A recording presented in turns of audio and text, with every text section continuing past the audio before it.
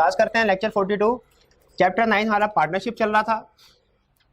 आज के fresh concepts की तरफ चलने से पहले प्रीवियस लेक्चर्स में कोई क्वेश्चन पूछना चाहते हो तो पूछ लीजिए। जी जी duty to provide full information. आपको याद होगा हमने कंपनी लॉ में स्टडी किया था, अगर डायरेक्टर्स का किसी कॉन्ट्रैक्ट में इंटरेस्ट हो तो उसकी रिस्पॉन्सिबिलिटी है वो उसको डिस्क्लोज करे। अगर वो डिस्क्लोज नहीं करेगा तो वो लैक्स फिड्यूशरी बिहेवियर वाला केस हो जाएगा और उसका जो भी उस ट्रांजैक्शन के ऊपर प्रॉफिट वगैरह था उसे वो रीपे करना पड़ेगा। ये रीपेमेंट वाली बात हमने नहीं पढ़ी थी, लेकिन हमने इतना पढ़ा था कि उसे डिस्क्लोज करना है और फिर उसके ऊपर कुछ रिस्ट्रिक्शंस थे। सिमिलर कंसेप्ट यहां पे अप्लाई हो रहा है क्योंकि डायरेक्टर्स कंपनी के एजेंट थे और उन्हें अपने पर्सनल इंटरेस्ट की बजाय in the best interest of company, in the best interest of share holder काम करना है। इसीलिए लॉ ने कहा कि जब तुम्हारा इंटरेस्ट होगा तुम डिस्क्लोज करो। सिमिलरली अगर एक पार्टनर का किसी ट्रांजैक्शन में इंटरेस्ट है, वो किसी ट्रांजैक्शन में इन्वॉल्व है, जैसे कंपनी ने कोई चीज खरीदनी है और बेचने वाला उसका रिश्तेदार है, क्या उस पार्टनर को ये फैक्ट डिस्क्लोज करना चाहिए कि ये मेरी रिलेटेड पार्टी है, मेरा इस कॉन्ट्रैक्ट में इंटरेस्ट है? करना चाहिए, ये उसकी ड्यूटी है। यही वो कह रहे हैं कि पार्टनर की ड्यूटी है वो फुल इंफॉर्मेशन डिस्क्लोज करे। अगर वो डिस्क्लोज नहीं करता तो क्या होगा?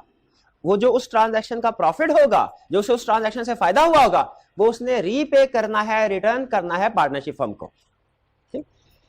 सिमिलर कंसेप्ट हमारा एजेंसी वाले टॉपिक में भी था। ये एजेंसी में और पार्टनरशिप दोनों में सिमिलर कंसेप्ट है। एजेंट का भी अगर कोई पर्सनल ट्रांजैक्शन है वो सीक्रेट प्रॉफिट अर्न करता है किसी ट्रांजैक्शन से, ठीक है, प्रिंसिपल को बताए बगैर, तो उसको भी अव्वल तो डिस्क्लोज करना चाहिए। अगर नहीं करता, कोई सीक्रेट प्रॉफिट अर्न कर लेता है इस तरह की ट्रांजैक्शन से डिस्क्लोज किए बगैर, तो उसे भी रिटर्न करना पड़ेगा। तो सिमिलर कंसेप्ट डायरेक्टर वाले टॉपिक में था, सिमिलर कंसेप्ट एजेंसी वाले टॉपिक में, सिमिलर कंसेप्ट पार्टनर वाले टॉपिक में। क्यों तीनों जगह सिमिलर? क्यों? क्योंकि तीनों में एजेंसी वाला एजेंट है। डायरेक्टर कंपनी का एजेंट, एजेंट तो प्रिंसिपल का है एजेंट, पार्टनर भी एक दूसरे के एजेंट होते हैं। इसीलिए क्लियर हो गई ये चीज, ये केस स्टडी में यूज करेगा। और कोई क्वेश्चन? जी बिल्कुल, जितना भी उसको प्रॉफिट, जितना भी फायदा उसने उठाया होगा वो उसको रीपे करेगा। ठीक है, वो आई के अपने केस स्टडी में एक एग्जांपल बताइए। एक सेल्समैन को हमने रखा, उसने अपनी चीजों, हमारी चीजों के साथ अपनी चीजें भी हमें बताए बगैर बेचना शुरू कर दी उसी काउंटर पे। भाई हमें बता के अगर बेचता फिर ठीक है, कर लेता काम, बता के तो आप जो मर्जी कर ले, लेकिन बताए बगैर अगर करता है तो फिर उसे वो प्रॉफिट रीपे करना पड़ेगा। और कोई क्वेश्चन? जी जी जी बिल्कुल, पार्टनरशिप क्रिएट करने के लिए रिलेशनशिप ऑफ एजेंसी होना जरूरी है। हाँ, स्लीपिंग वो हमने थ्रू एग्रीमेंट एग्री कर लिया ना। जब हमने थ्रू एग्रीमेंट डिसाइड कर लिया कि कुछ पार्टनर ऐसे होंगे स्लीपिंग हो गए, वो फर्म के मामलात में दखलंदाजी नहीं करेंगे, तो हाँ, इसीलिए उन स्लीपिंग पार्टनर्स का कोई भी एक्ट वो फर्म का एक्ट नहीं समझा जाएगा। इसीलिए वो इसीलिए है क्योंकि हमने उनको कहा भाई तुम लोग साइड पे हो जाओ, और इनको कोई जानता भी नहीं, इनके साथ कोई एक्ट वैसे करेगा भी नहीं। ठीक जी, और कोई क्वेश्चन? वन बाय वन जी। सीक्रेट प्रॉफिट को रेटिफाई किया जा सकता है, बिल्कुल। रेटिफिकेशन के एसेंशियल्स हमने पढ़े थे, पढ़े है ना? वो एसेंशियल पूरे कर रेटिफाई कर ले, कोई भी रेटिफाई कर ले, ठीक है, वो हो सकता है। सीक्रेट प्रॉफिट का एक्ट भी रेटिफाई हो सकता है। हमें तरस आ गया उसके ऊपर, हमने कहा ठीक है चलो आपने पास रखो प्रॉफिट। जी, और कोई क्वेश्चन? एम्प्लॉयड एंड, हाँ, ये 2-3 दफा स्टूडेंट ने क्वेश्चन मुझसे पूछा व्हाट्सएप पे, तो इसलिए मैंने डिसाइड किया कि इस कंसेप्ट को थोड़ा डिटेल में स्टडी करते हैं, एम्प्लॉयड और ऑस्टेंसिबल। तो आपने अटेंटिव होके अब ये कंसेप्ट समझना है। स्टार्ट करूं? एम्प्लॉयड और एक दो और टर्म्स भी हैं, वो भी साथ मिला दूंगा। और ये 2 चैप्टर में टर्म यूज होती हैं, एजेंसी में भी, पार्टनर में भी। आपने देखा होगा पार्टनरशिप जैसे कंसेप्ट कुछ मिलते जुलते, क्यों भला? क्योंकि पार्टनर भी एक दूसरे के एजेंट होते हैं। जो कोई भी एजेंट या पार्टनर है, कोई भी एजेंट या पार्टनर है, वो 2 तरीकों से एजेंट या पार्टनर बन सकता है। एक जेन्युइन तरीका, एक 2 नंबर तरीका। हम उसे 2 नंबर कहते हैं, लाने नहीं कहा हुआ। अच्छा, मुझे याद आ गया, बाज़ औक़ात ऐसा था कुछ टर्म्स मैं आपको समझाने के लिए कुछ अल्फाज बोल देता हूं, वो किताब में नहीं लिखे होते या वो बोर्ड पे नहीं लिखे होते। आपने उन टर्म्स को जो ना बोर्ड पे लिखी है ना किताब में लिखी है, उनको पेपर में यूज नहीं करना। ये ना आप पेपर में 2 नंबर एजेंट, ये कोई लीगल टर्म नहीं, कोई लीगल टर्म। जेन्युइन एजेंट मैं किसको कह रहा हूं? जो थ्रू एग्रीमेंट अपॉइंट होते हैं, एजेंट या पार्टनर। अब मैं एक टर्म यूज करूंगा, फॉर एग्जाम्पल एजेंट। आपने अंडरस्टैंडिंग होनी चाहिए कि ये इक्वली पार्टनर पे भी अप्लाई होगा, ये जो मैं समझा रहा हूं इक्वली पार्टनर पे भी। यहां तो थ्रू एग्रीमेंट अपॉइंट कर ले, एग्रीमेंट रिटन हो वर्बल हो, इससे फर्क नहीं पड़ता।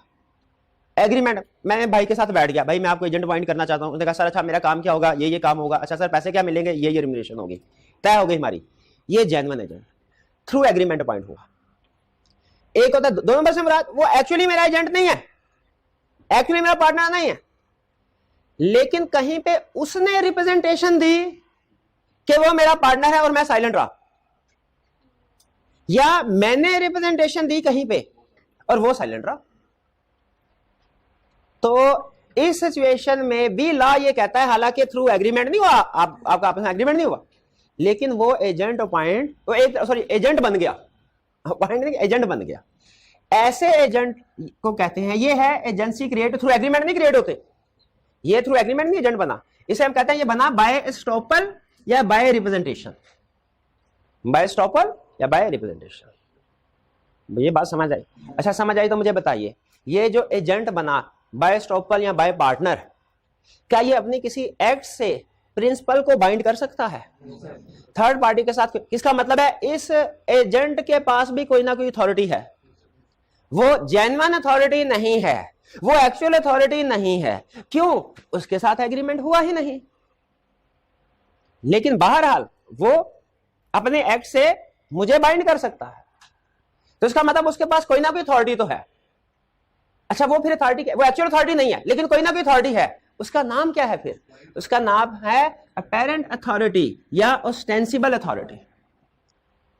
अपेरेंट अथॉरिटी, ऑस्टेंसिबल अथॉरिटी, ये दोनों टर्म्स हमेशा यूज होंगी एजेंसी बाय एस्टॉपल के केस में, ठीक है? इसलिए वो आईकैब की बुक में एक वो क्वेश्चन भी है कि ऑस्टेंसिबल या अपेरेंट अथॉरिटी किस केस में क्रिएट होती है? किस केस में क्रिएट होती है? एजेंसी बाय एस्टॉपल के केस में।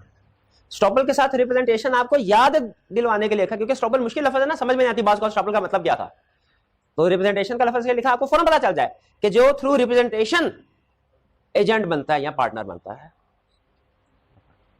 ये क्लियर? इसमें इंप्लाइड नहीं मैंने यूज किया, नोट करें, इंप्लाइड की टर्म यूज नहीं की। ये क्लियर हो गया एजेंसी बाय एस्टॉपल, ये खत्म कहानी। अब आते हैं थ्रू एग्रीमेंट। एग्रीमेंट किया, थ्रू एग्रीमेंट जब मैंने इन भाई के साथ एग्रीमेंट, इनको अपना एजेंट अपॉइंट किया या इनको पार्टनर अपॉइंट किया, क्या इनके पास कोई अथॉरिटी होगी कि ये काम करे और मुझे बाइंड कर ले? क्या इनके पास कोई अथॉरिटी है? तो एग्रीमेंट हुआ कि ये अपने एक्ट से प्रिंसिपल को या अदर पार्टनर्स को बाइंड करे, क्या अथॉरिटी है? बिल्कुल है। वो अथॉरिटी कहां लिखी होगी? एग्रीमेंट में, प्लस एक और जगह लिखी होगी, लॉ में। वो लॉ कोई भी हो सकता है। मैं पार्टनरशिप, आपने पार्टनरशिप एक्ट कहा, वो ठीक है, लेकिन मैं एजेंसी को भी कवर कर रहा हूं, इसलिए मैं स्पेसिफिक वर्ड यूज नहीं कर रहा, बल्कि वर्ड यूज लॉ। इसका मतलब है इन भाईजान की अथॉरिटी लिखी हुई है लॉ में और एग्रीमेंट में भी, दो जगह पे, में रखिएगा, दो जगह पे, लॉ में भी एग्रीमेंट में। इन दोनों अथॉरिटीज में एक फर्क है, लॉ में जो चीज लिखी होती है वो सारी दुनिया के लिए पब्लिकली अवेलेबल होती है। पाकिस्तान का कोई भी लॉ आप गूगल पे सर्च करें आपको मिल जाएगा, लेकिन प्रिंसिपल और एजेंट के दरमियान में कोई भी एग्रीमेंट हुआ है, पार्टनर्स के दरमियान में कोई भी, गूगल पे सर्च करें आपको नहीं मिलेगा, ट्राई करके देख लें। क्यों नहीं? ये कॉन्फिडेंशियल डॉक्यूमेंट होती है, ये कॉन्फिडेंशियल डॉक्यूमेंट होती है। अब क्वेश्चन यहां पे ये राइज होता है कि जो अथॉरिटी इन भाई की लॉ ने लिखी हुई है कि हर एजेंट के पास ये अथॉरिटी होगी, हर पार्टनर के पास ये अथॉरिटी होगी, क्या वो थर्ड पार्टीज को पता होंगी कि नहीं? पक्की बात है, पता होंगी, क्योंकि बाय लॉ सबके लिए अवेलेबल है। क्या जो इनकी अथॉरिटी एग्रीमेंट में लिखी हुई है वो सबको पता होगी? नहीं, नॉर्मली नहीं। मैंने क्या अल्फाज यूज किए? नॉर्मली क्यों कहा? हो कैसे सकती है? एग्रीमेंट थर्ड पार्टी के सामने रख दें। एग्रीमेंट जो होती है ना, एग्रीमेंट, ये एग्रीमेंट लिखा हुआ by law, by agreement. Agreement law में जो अथॉरिटीज लिखी होंगी वो सबको पता होगी, एग्रीमेंट में जो अथॉरिटी लिखी है वो किसी को नहीं पता होंगी, अनलेस के हम एग्रीमेंट उनके सामने रख दें, फिर उनको पता चलेगी, वरना पता नहीं चलेगी। अब क्वेश्चन ये है कि थर्ड पार्टी ने जब एजेंट या पार्टनर के साथ कोई डीलिंग करनी है, वो कैसे इस नतीजे पे पहुंचेगी कि ये जो एग्रीमेंट मैं करने जा रहा हूं जिस चीज का, वो इसकी अथॉरिटी में है कि नहीं? थर्ड पार्टी को कैसे पता चलेगा?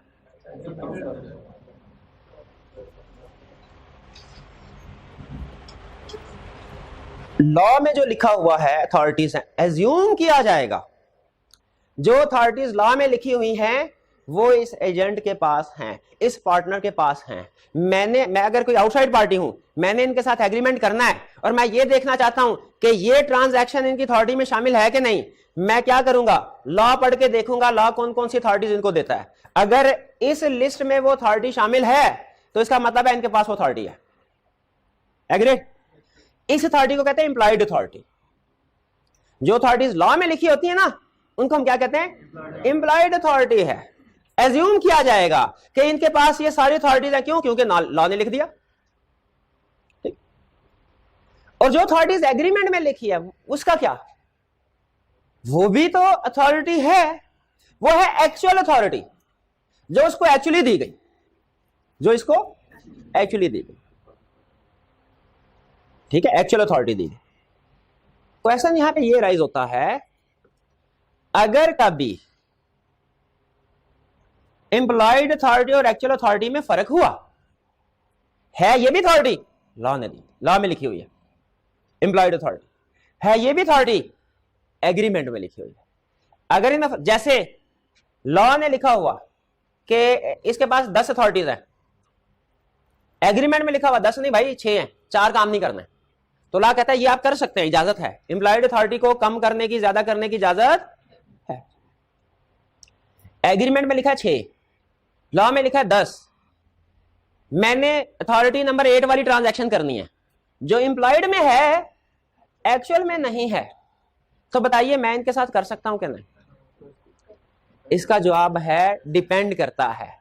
क्या मुझे एक्चुअल अथॉरिटीज पता है कि नहीं पता? अगर इन्होंने मुझे एग्रीमेंट दिखा दिया, मेरे नॉलेज में आ गई कि अथॉरिटी नंबर 8 इनके पास नहीं है, मैं वो एग्रीमेंट नहीं कर सकता। लेकिन अगर मुझे एग्रीमेंट नहीं दिखाया जाता तो मैं एज्यूम करूंगा क्या कि इनके पास लॉ वाली अथॉरिटी है, और मैं वो एग्रीमेंट करूंगा, वो एग्रीमेंट वैलिड होगा प्रिंसिपल के ऊपर, वैलिड होगा फर्म के ऊपर। भाई ये बात समझ आई? एम्प्लॉयड जरा क्विकली बता दीजिए फिर। अथॉरिटी एक होती है एम्प्लॉयड, एक होती है एक्चुअल। कंसेप्चुअली बताइए एम्प्लॉयड अथॉरिटी का मतलब क्या है? जो लॉ ने दी। और एक्चुअल का मतलब क्या है? एग्रीमेंट ने दी। अगर दोनों में फर्क आ जाए, एक्चुअल कम है, एम्प्लॉयड ज्यादा है, तो ट्रांजैक्शन करते हुए कौन सी अप्लाई होगी? वो डिपेंड करता है थर्ड पार्टी जो ट्रांजैक्शन कर रही है उसके एग्रीमेंट एक्चुअल अथॉरिटी का नॉलेज है कि नहीं है। अगर उसे एक्चुअल अथॉरिटी का नॉलेज है तो एक्चुअल अथॉरिटी अप्लाई होगी, अगर एक्चुअल अथॉरिटी का नॉलेज नहीं है एम्प्लॉयड अथॉरिटी। ये बात समझ आ रही है? अच्छा, लॉ ने कहा 10 अथॉरिटीज हैं किसी भी एक पार्टनर के पास, एक्चुअली कहा गया कि इस पार्टनर के पास अथॉरिटी नंबर 7 नहीं होगी।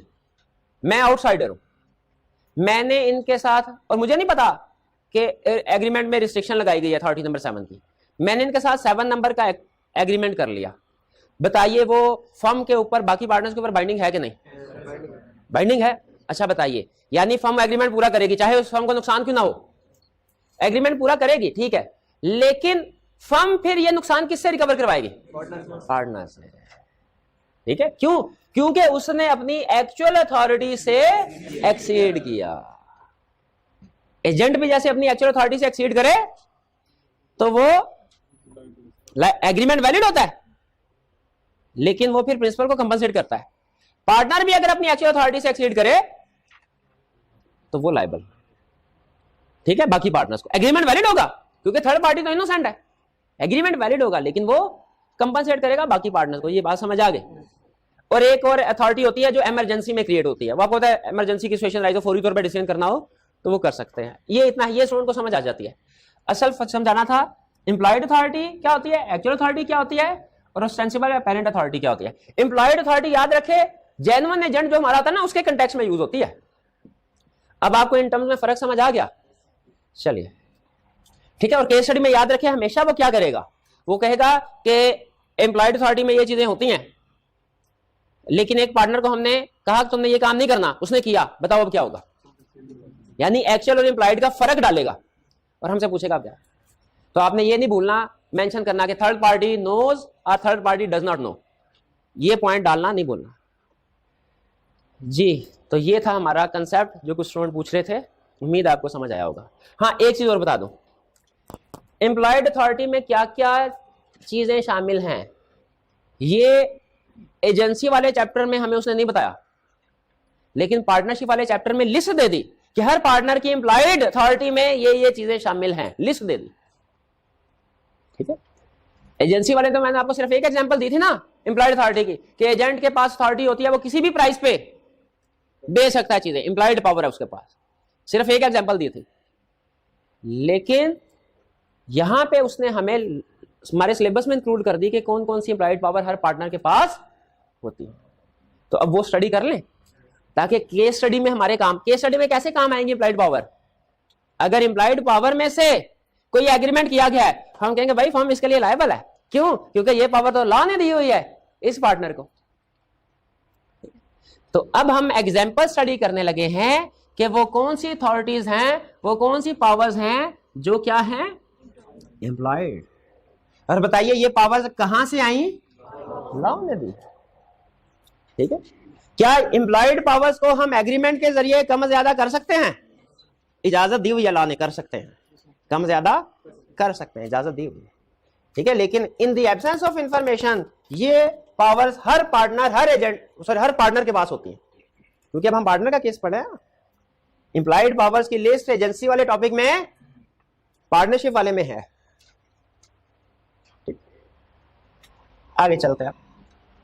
अब हम पढ़ने लगे हैं कि एक पार्टनर के पास क्या अथॉरिटीज होती है। ठीक, सिंपल एक पहले हमें रूल बता, एग्जांपल से पहले रूल बताता है। रूल केस स्टडी सॉल्व करने के लिए अहम नहीं है, रटे वाले क्वेश्चन के लिए अहम है। तो मैं पहले रूल डिस्कस कर लेता हूं। केस स्टडी के लिए ये एग्जांपल है। रूल क्या है, क्या एक पार्टनर अपने एक्ट से फर्म को बाइंड कर सकता है? इसका जवाब है यस, कर सकता है। A partner can bind firm. शर्त क्या है कि वो एक्ट फर्म के नाम से किया गया हो। भाई पार्टनर अपनी पर्सनल ट्रांजैक्शन भी तो कर रहा होगा ना, उसने गाड़ी खरीदी, कैसे पता चलेगा कि ये फर्म की है कि उसकी जाती है? वो देखा जाएगा उसने किसके नाम से एग्रीमेंट किया। अगर पर्सनल नेम से एग्रीमेंट किया हुआ तो गाड़ी किसकी है, और अगर फर्म के नाम से एग्रीमेंट किया गाड़ी किसकी है, तो देखा जाएगा। तो पार्टनर फर्म को बाइंड कर सकता है। पहली शर्त क्या है, एग्रीमेंट फर्म के नाम से हो। दूसरा, with intention to bind firm, उसका इरादा यह हो कि मैंने फर्म को बाइंड करना है, यानी इसकी पेमेंट फर्म करेगी फॉर एग्जांपल, या मैं फर्म के लिए इसको खरीद रहा हूं। एग्रीमेंट फर्म के नाम से हो, इरादा भी यह हो कि फर्म को बाइंड करना है, और ये ऑर्डिनरी कोर्स ऑफ बिजनेस की ट्रांजैक्शन हो, यानी एम्प्लॉयड अथॉरिटी वाली हो, तो फिर कर सकता है, वो फर्म बाइंड हो जाएगी। क्लियर हुई है बात? ठीक है। कंसेप्चुअली ये रटे वाले 3 पॉइंट थे कि क्या एक पार्टनर अपने किसी एक्ट से फर्म को बाइंड कर सकता है, बताइए किन कंडीशन में कर सकता है। हमने कहा पहली कंडीशन फर्म के नाम से एक्ट हो, दूसरा इंटेंशन हो फर्म को बाइंड करना है, तीसरा ordinary course of business firm वाली। ठीक है। कंसेप्चुअली ये है रटे वाला।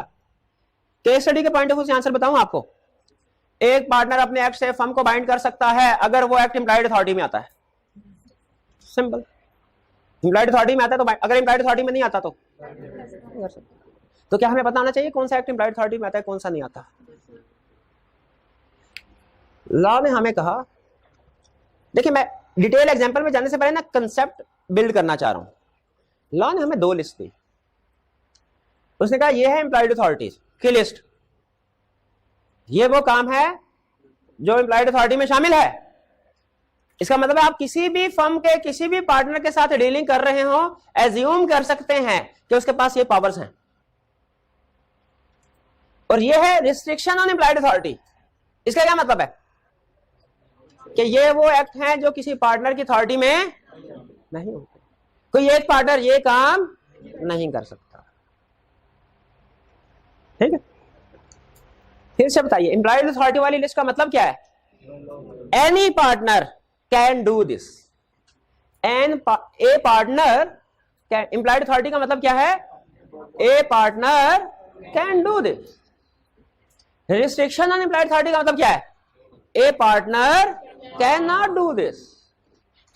अच्छा, अगर एक पार्टनर ये काम कर सकता है, ये नहीं कर सकता, तो ये काम कौन करेगा? Majority of partners can do this. Restriction का मतलब ये है इंडिविजुअल पार्टनर अगर ये काम करे तो फर्म को बाइंड कर सकता है। अगर इनमें से कोई काम है ना तो वो इंडिविजुअल पार्टनर नहीं कर सकता। जब तक मेजॉरिटी ऑफ पार्टनर्स कंसेंट नहीं देंगे ये काम नहीं हो सकता। अब हम पढ़ते हैं एम्प्लॉयड अथॉरिटी की एग्जांपल्स। पहला, to buy and sell goods of ordinary course of business. Ordinary course of business का मतलब क्या होता है? जो जो जो, जो उसकी डेली रूटीन है। यानी अगर क्लॉथ बिजनेस है, कपड़ों का, तो मतलब क्या? कोई भी पार्टनर कपड़ों की सेल परचेज कर सकता है। इलेक्ट्रॉनिक्स का बिजनेस है, कोई भी partner laptop mobile cell purchase कर सकता है। कैश पे भी कर सकता है, उधार पे भी कर सकता है। ठीक है, आप किसी भी पार्टनर के साथ अगर एग्रीमेंट कर रहे हो कि हमने आपको गुड्स सप्लाई करनी है या बाय करनी है, किसी भी एग्रीमेंट के साथ हर पार्टनर के पास ये पावर है कि वो फर्म के भी हाफ पे गुड्स को बाय या सेल कर सकता है। बात समझ आई? केस स्टडी बनाओ इसके। 3 पार्टनर थे ए बी सी। सी को मना कर दिया, ओ भाई एग्रीमेंट में लिखा हुआ है भाईजान आपने कोई सेल परचेज का एग्रीमेंट नहीं करना, आपकी निगोशिएशन स्किल्स अच्छी नहीं है। सी ने सेल परचेज का एग्रीमेंट नहीं, ये कहां लिखा हुआ? एग्रीमेंट में। सी ने एक कस्टमर के साथ सेल का एग्रीमेंट कर दिया। क्या ये एग्रीमेंट पूरा करना फर्म के ऊपर बाइंडिंग है? फर्म के ऊपर बाइंडिंग है। क्यों बाइंडिंग है? उसकी एक्चुअल अथॉरिटी में तो नहीं है, एक्चुअल अथॉरिटी में तो नहीं है, लेकिन एम्प्लॉयड अथॉरिटी में है। एम्प्लॉयड अथॉरिटी में, इसलिए फर्म पे बाइंडिंग है। खा गए मारा। हाँ, कंप्लीट आंसर क्या होता? डिपेंड किस पे डिपेंड करता है? थर्ड पार्टी को शाबाश नॉलेज है कि नहीं है। अगर थर्ड पार्टी को इस एक्चुअल अथॉरिटी का पता होता कि रिस्ट्रिक्ट की गई है और फिर भी वो एग्रीमेंट कर ले, फिर वो फर्म के ऊपर बाइंडिंग नहीं है।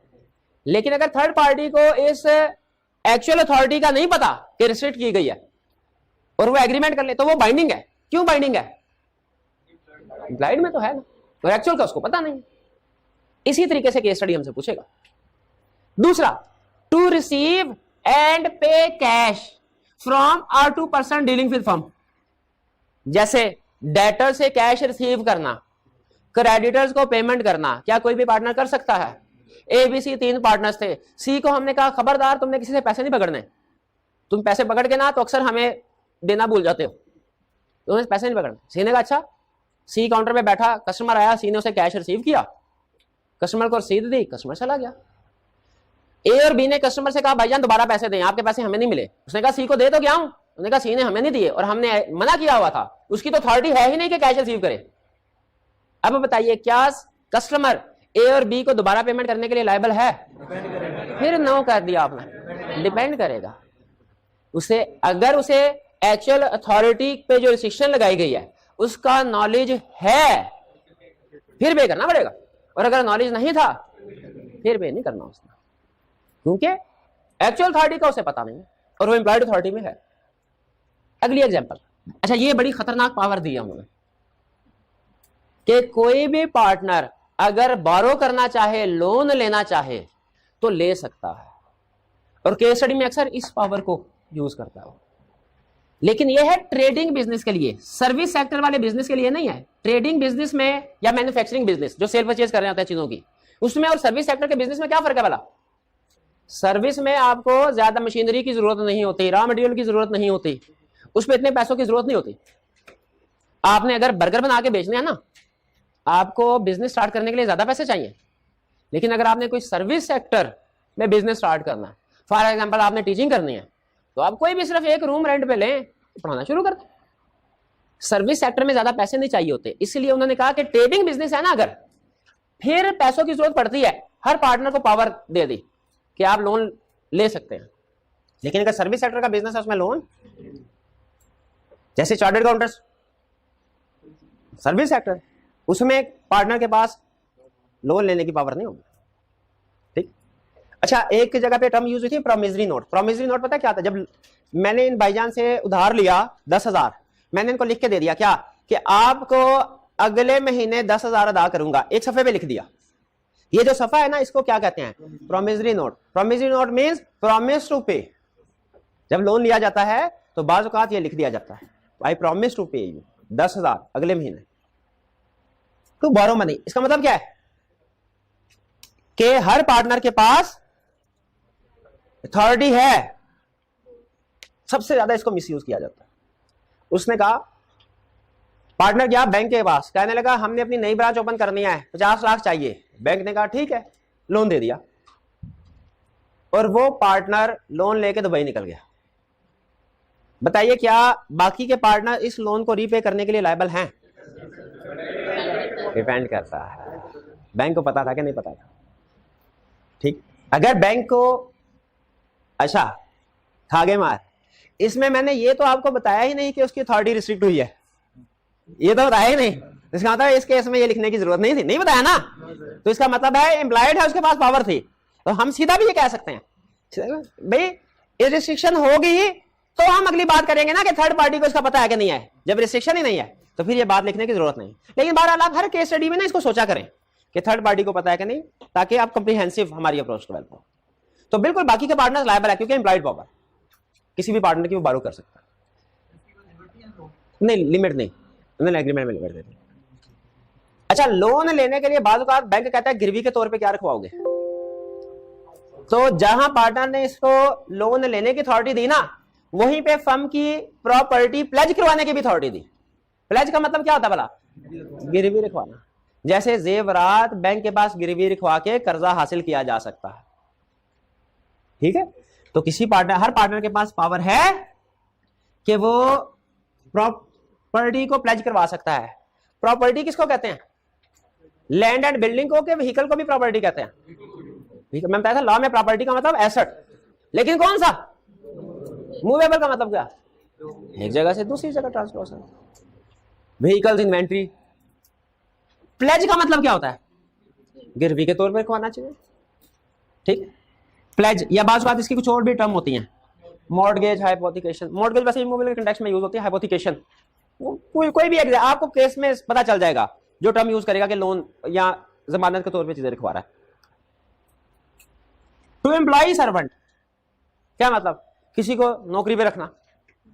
एक पार्टनर को हमने कहा था भाई खबरदार तुमने किसी को जॉब पे नहीं रखना, उसने एक अपने रिश्तेदार को 20,000 की बजाय 70,000 सैलरी पे रख लिया।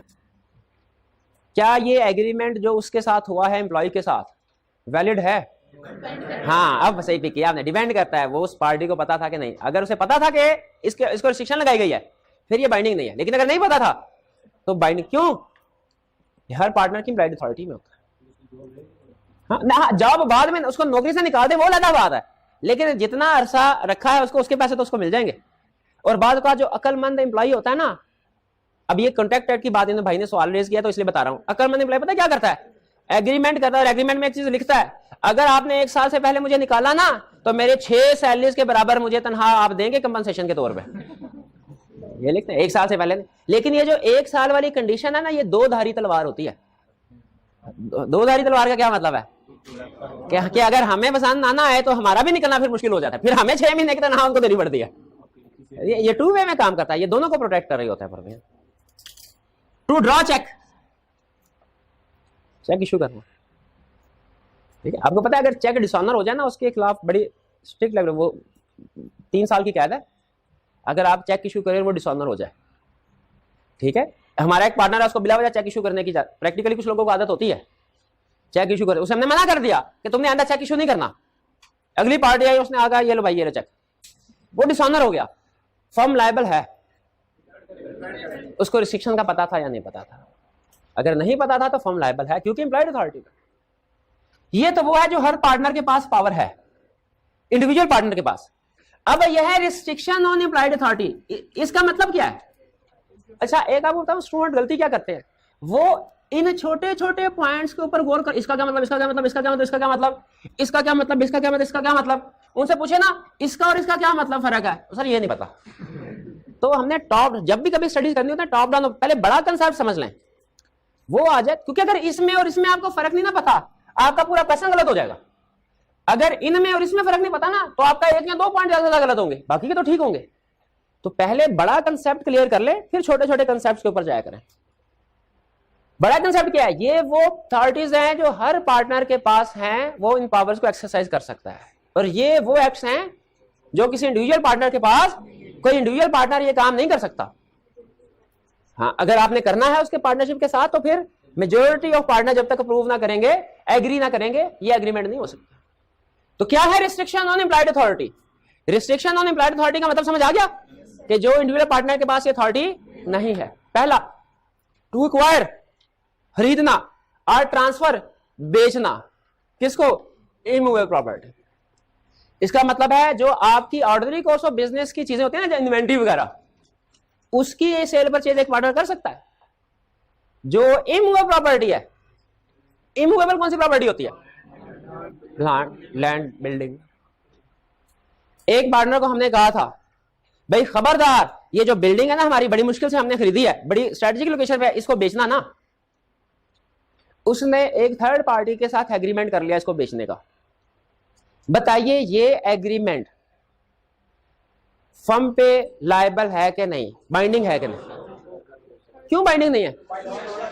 ये रिस्ट्रिक्शन ऑन एम्प्लॉयड अथॉरिटी। अच्छा, इसमें ये नहीं लिखेंगे थर्ड पार्टी नोज और डज नॉट नो, इसमें नहीं लिखेंगे। क्यों? क्योंकि चाहे थर्ड पार्टी को पता है, ये तो लॉ ने क्या दिया ना कि इनके पास पावर नहीं होगी, इनके पास पावर नहीं होगी। इसलिए अगर आपने किसी पार्टनर के साथ कोई इमूवेबल प्रॉपर्टी खरीदने का एग्रीमेंट करना है ना, तो सिंगल पार्टनर के साथ नहीं करना, उसके पास पावर नहीं है। अगर कोई आपसे बेचना चाहे भी ना, आप कहें भाई ये मेजोरिटी ऑफ पार्टनर, पहले सारे पार्टनर्स बैठो, सारे पार्टनर्स अपनी अप्रूवल दें कि हाँ जी हम ये बेचने के लिए रजामंद है, फिर मैं खरीदूंगा, वरना नहीं। क्योंकि एक पार्टनर के पास ये पावर, क्या इसका ये मतलब है कि इमूवेबल प्रॉपर्टी कभी सेल ही नहीं हो सकती पार्टनरशिप की?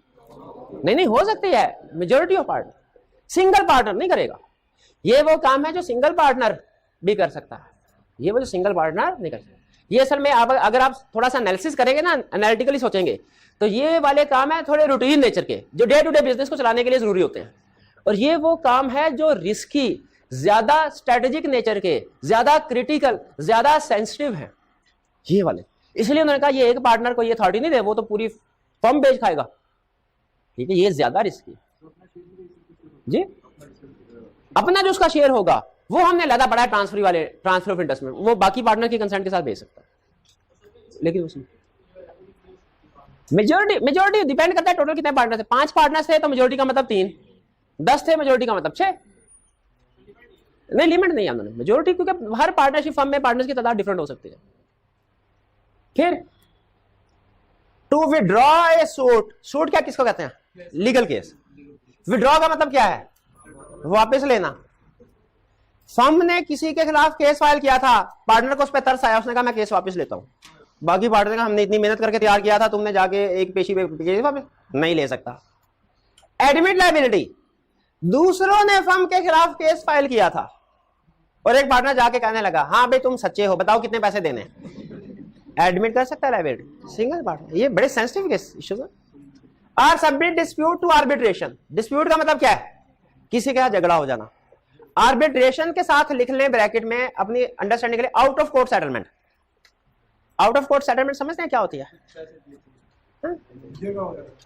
आपको पता है जब कभी भी दुनिया में 2 पार्टीज के दरमियान में लिटिगेशन होती है, लीगल केस फाइल किया जाता है, कौन सी पार्टी है जो हमेशा जीतती है?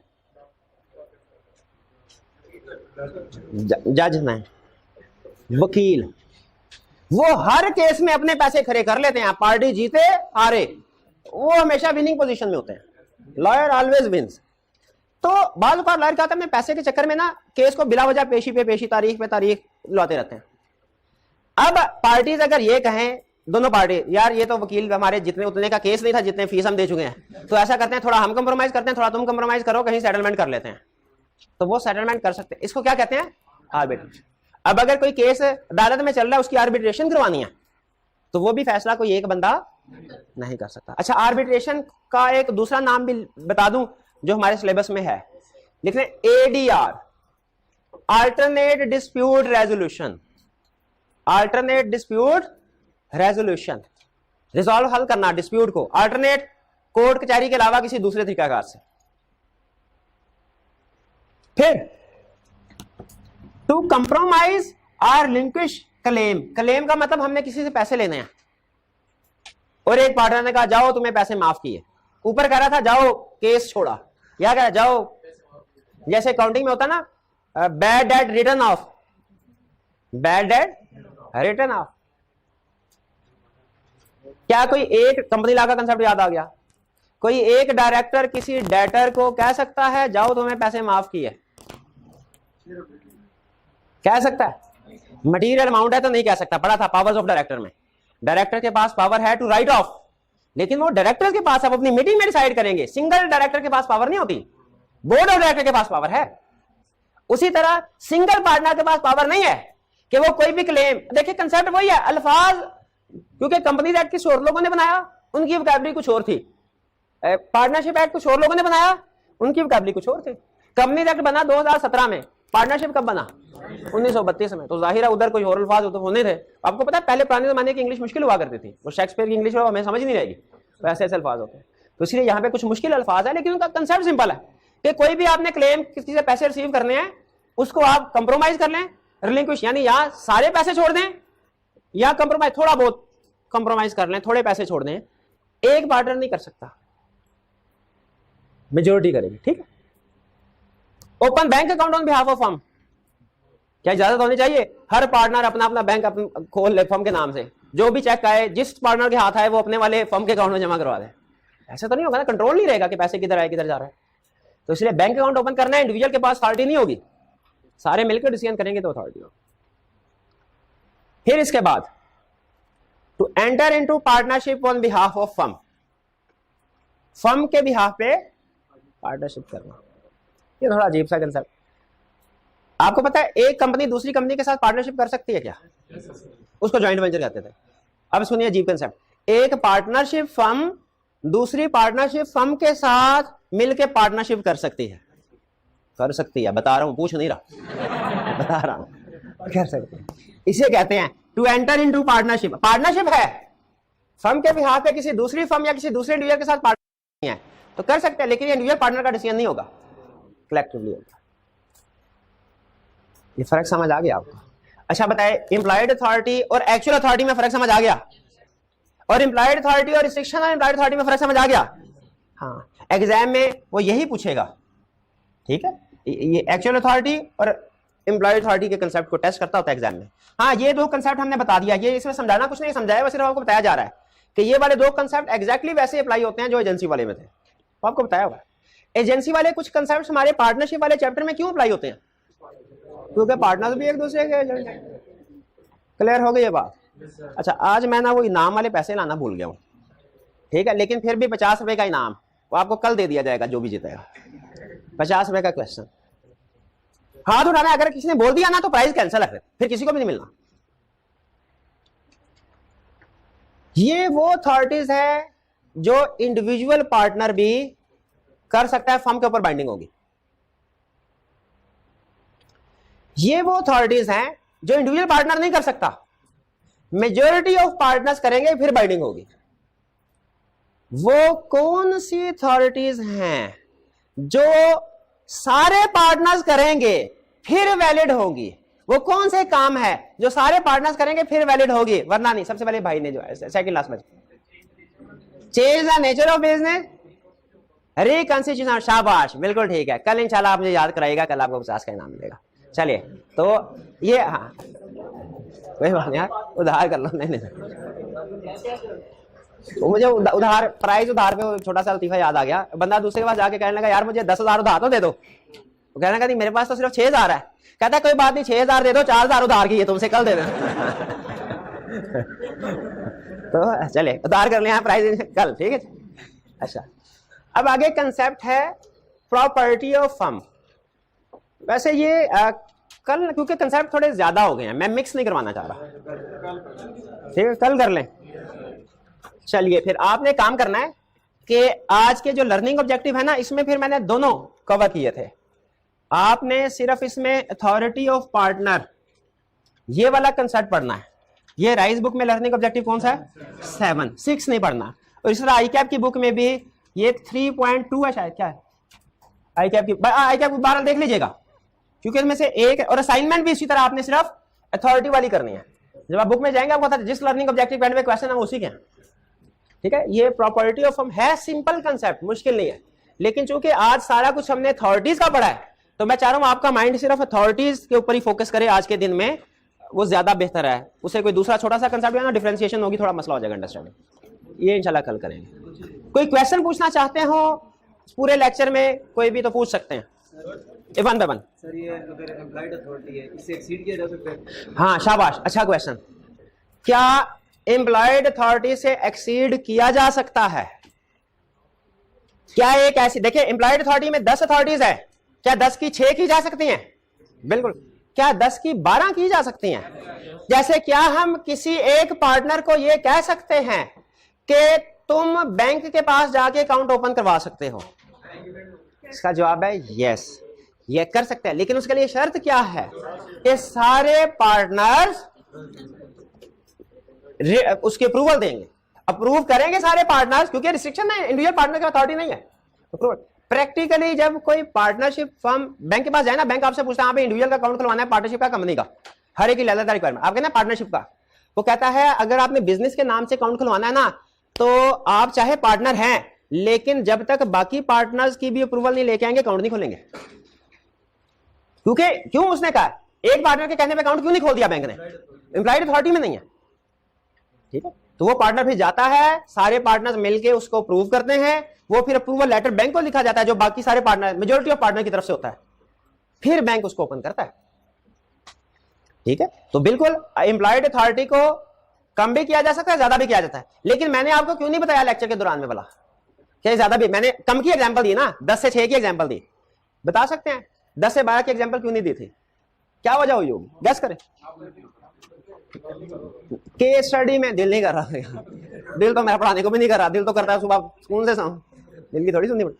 तो एग्जाम में केस स्टडी में टेस्ट नहीं करता नॉर्मली, ठीक है सर। जो टेस्ट करता है वो रिस्ट्रिक्शन करता है कि हमने एम्प्लॉयड अथॉरिटी में से ये 1-2 काम मना कर दिए थे, उस पार्टनर ने फिर भी ये काम कर लिया, बताओ अब ये फर्म पे बाइंडिंग है कि नहीं? तो हम क्या कहते हैं, फर्म पे बाइंडिंग है कि नहीं? डिपेंड करता है थर्ड पार्टी को रिस्ट्रिक्शन का नॉलेज था कि नहीं था, ठीक है। और कोई क्वेश्चन? जी सर अगर ट्रांसफर ऑफ, अच्छा मुझे बताया ट्रांसफर का क्या मतलब है? सेल कर देना, ट्रांसफर, ठीक है। सर अगर कोई कंसेंट ऑफ ऑल पार्टनर, अगर वो प्रॉपर्टी ट्रांसफर होती है और एक पार्टनर को वो अथॉरिटी दे देते हैं कि आप ये ट्रांसफर कर सकते हो, और दूसरी पार्टी को वो पता ना हो। हाँ, अब अगला क्वेश्चन का ये, उन्होंने कहा सर 10 से 12 authority they the. For example उन्होंने कहा एक लैंड थी, फर्म ने अपने पैसों से लैंड बाय की थी, वो लैंड बेचनी है, और सारे पार्टनर्स ने एक पार्टनर से कहा कि तुम जाके बेच दो। अब थर्ड पार्टी के साथ वो पार्टनर गया, क्या थर्ड पार्टी उसे पैसे दे देगी लैंड के? नहीं देगी। क्यों? वो कहेगी नहीं, वो डिपेंड नहीं करता यार, वो थर्ड पार्टी कहेगी भाई तुम्हारी तो एम्प्लॉयड अथॉरिटी में ही नहीं है, एम्प्लॉयड अथॉरिटी में ही नहीं है। अब, और वो सही कह रही है, अब इस पार्टनर को क्या करना पड़ेगा? जिस तरह बैंक को उसने बाकी के पार्टनर्स की अप्रूवल दिखाई थी, इस केस में भी बाकी के पार्टनर की तरफ से जो अथॉरिटी लेटर वगैरह होगा, अप्रूवल लेटर होगा, वो बनवा के उस बंदे को दिखाएगा कि ये देखो ये अब मेरी पावर में है, एम्प्लॉयड अथॉरिटी में नहीं था लेकिन मेरी एक्चुअल अथॉरिटी में है। और कैसे पता चलेगा एक्चुअल अथॉरिटी में है कि नहीं? वो एग्रीमेंट में या अप्रूवल लेटर या अथॉरिटी लेटर दिया होगा अल्लाह से। तो याद रखें, जो एक्चुअल अथॉरिटी है वो एम्प्लॉयड से कम भी हो सकती है, एम्प्लॉयड से ज्यादा भी हो सकती है, ठीक है। फेक एग्रीमेंट वो फ्रॉड का केस आ जाएगा, वो फिर ज्यादा कहानी है। वो जाहिर है वो जो बंदे डील कर रहे होते हैं वो इतने भी नहीं मासूम होते हैं कि सिर्फ एक मीटिंग में पैसे दे दें।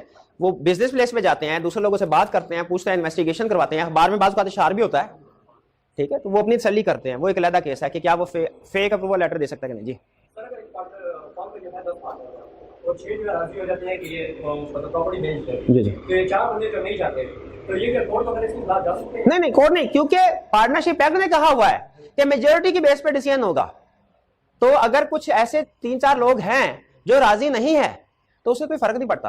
अब इन्होंने वो कंपनीज एक्ट वाली प्रोविजन को रिलेट किया है कि उसमें था जब शेयर होल्डर के राइट्स वेरी होते थे, 3/4 ऑफ एक्टेड क्लास की अप्रूवल होती थी, तो जो डिसेंटिंग मेंबर्स होते थे जो एग्री नहीं कर वो कोर्ट के पास जा सकते थे। वहां उन्होंने ऑप्शन रखी थी क्योंकि वो कंपनी का केस है, उसमें पब्लिक एट लार्ज बात बातें इन्वॉल्व होती है। ये तो जो पार्टनरशिप है इसमें इस तरह की ऑप्शन नहीं है, कहते कर सकते हैं और उन 4 के पास कुछ भी पावर नहीं है कि वो कोई एक्शन ले सके। Majority of power, majority is authority, simple. Ji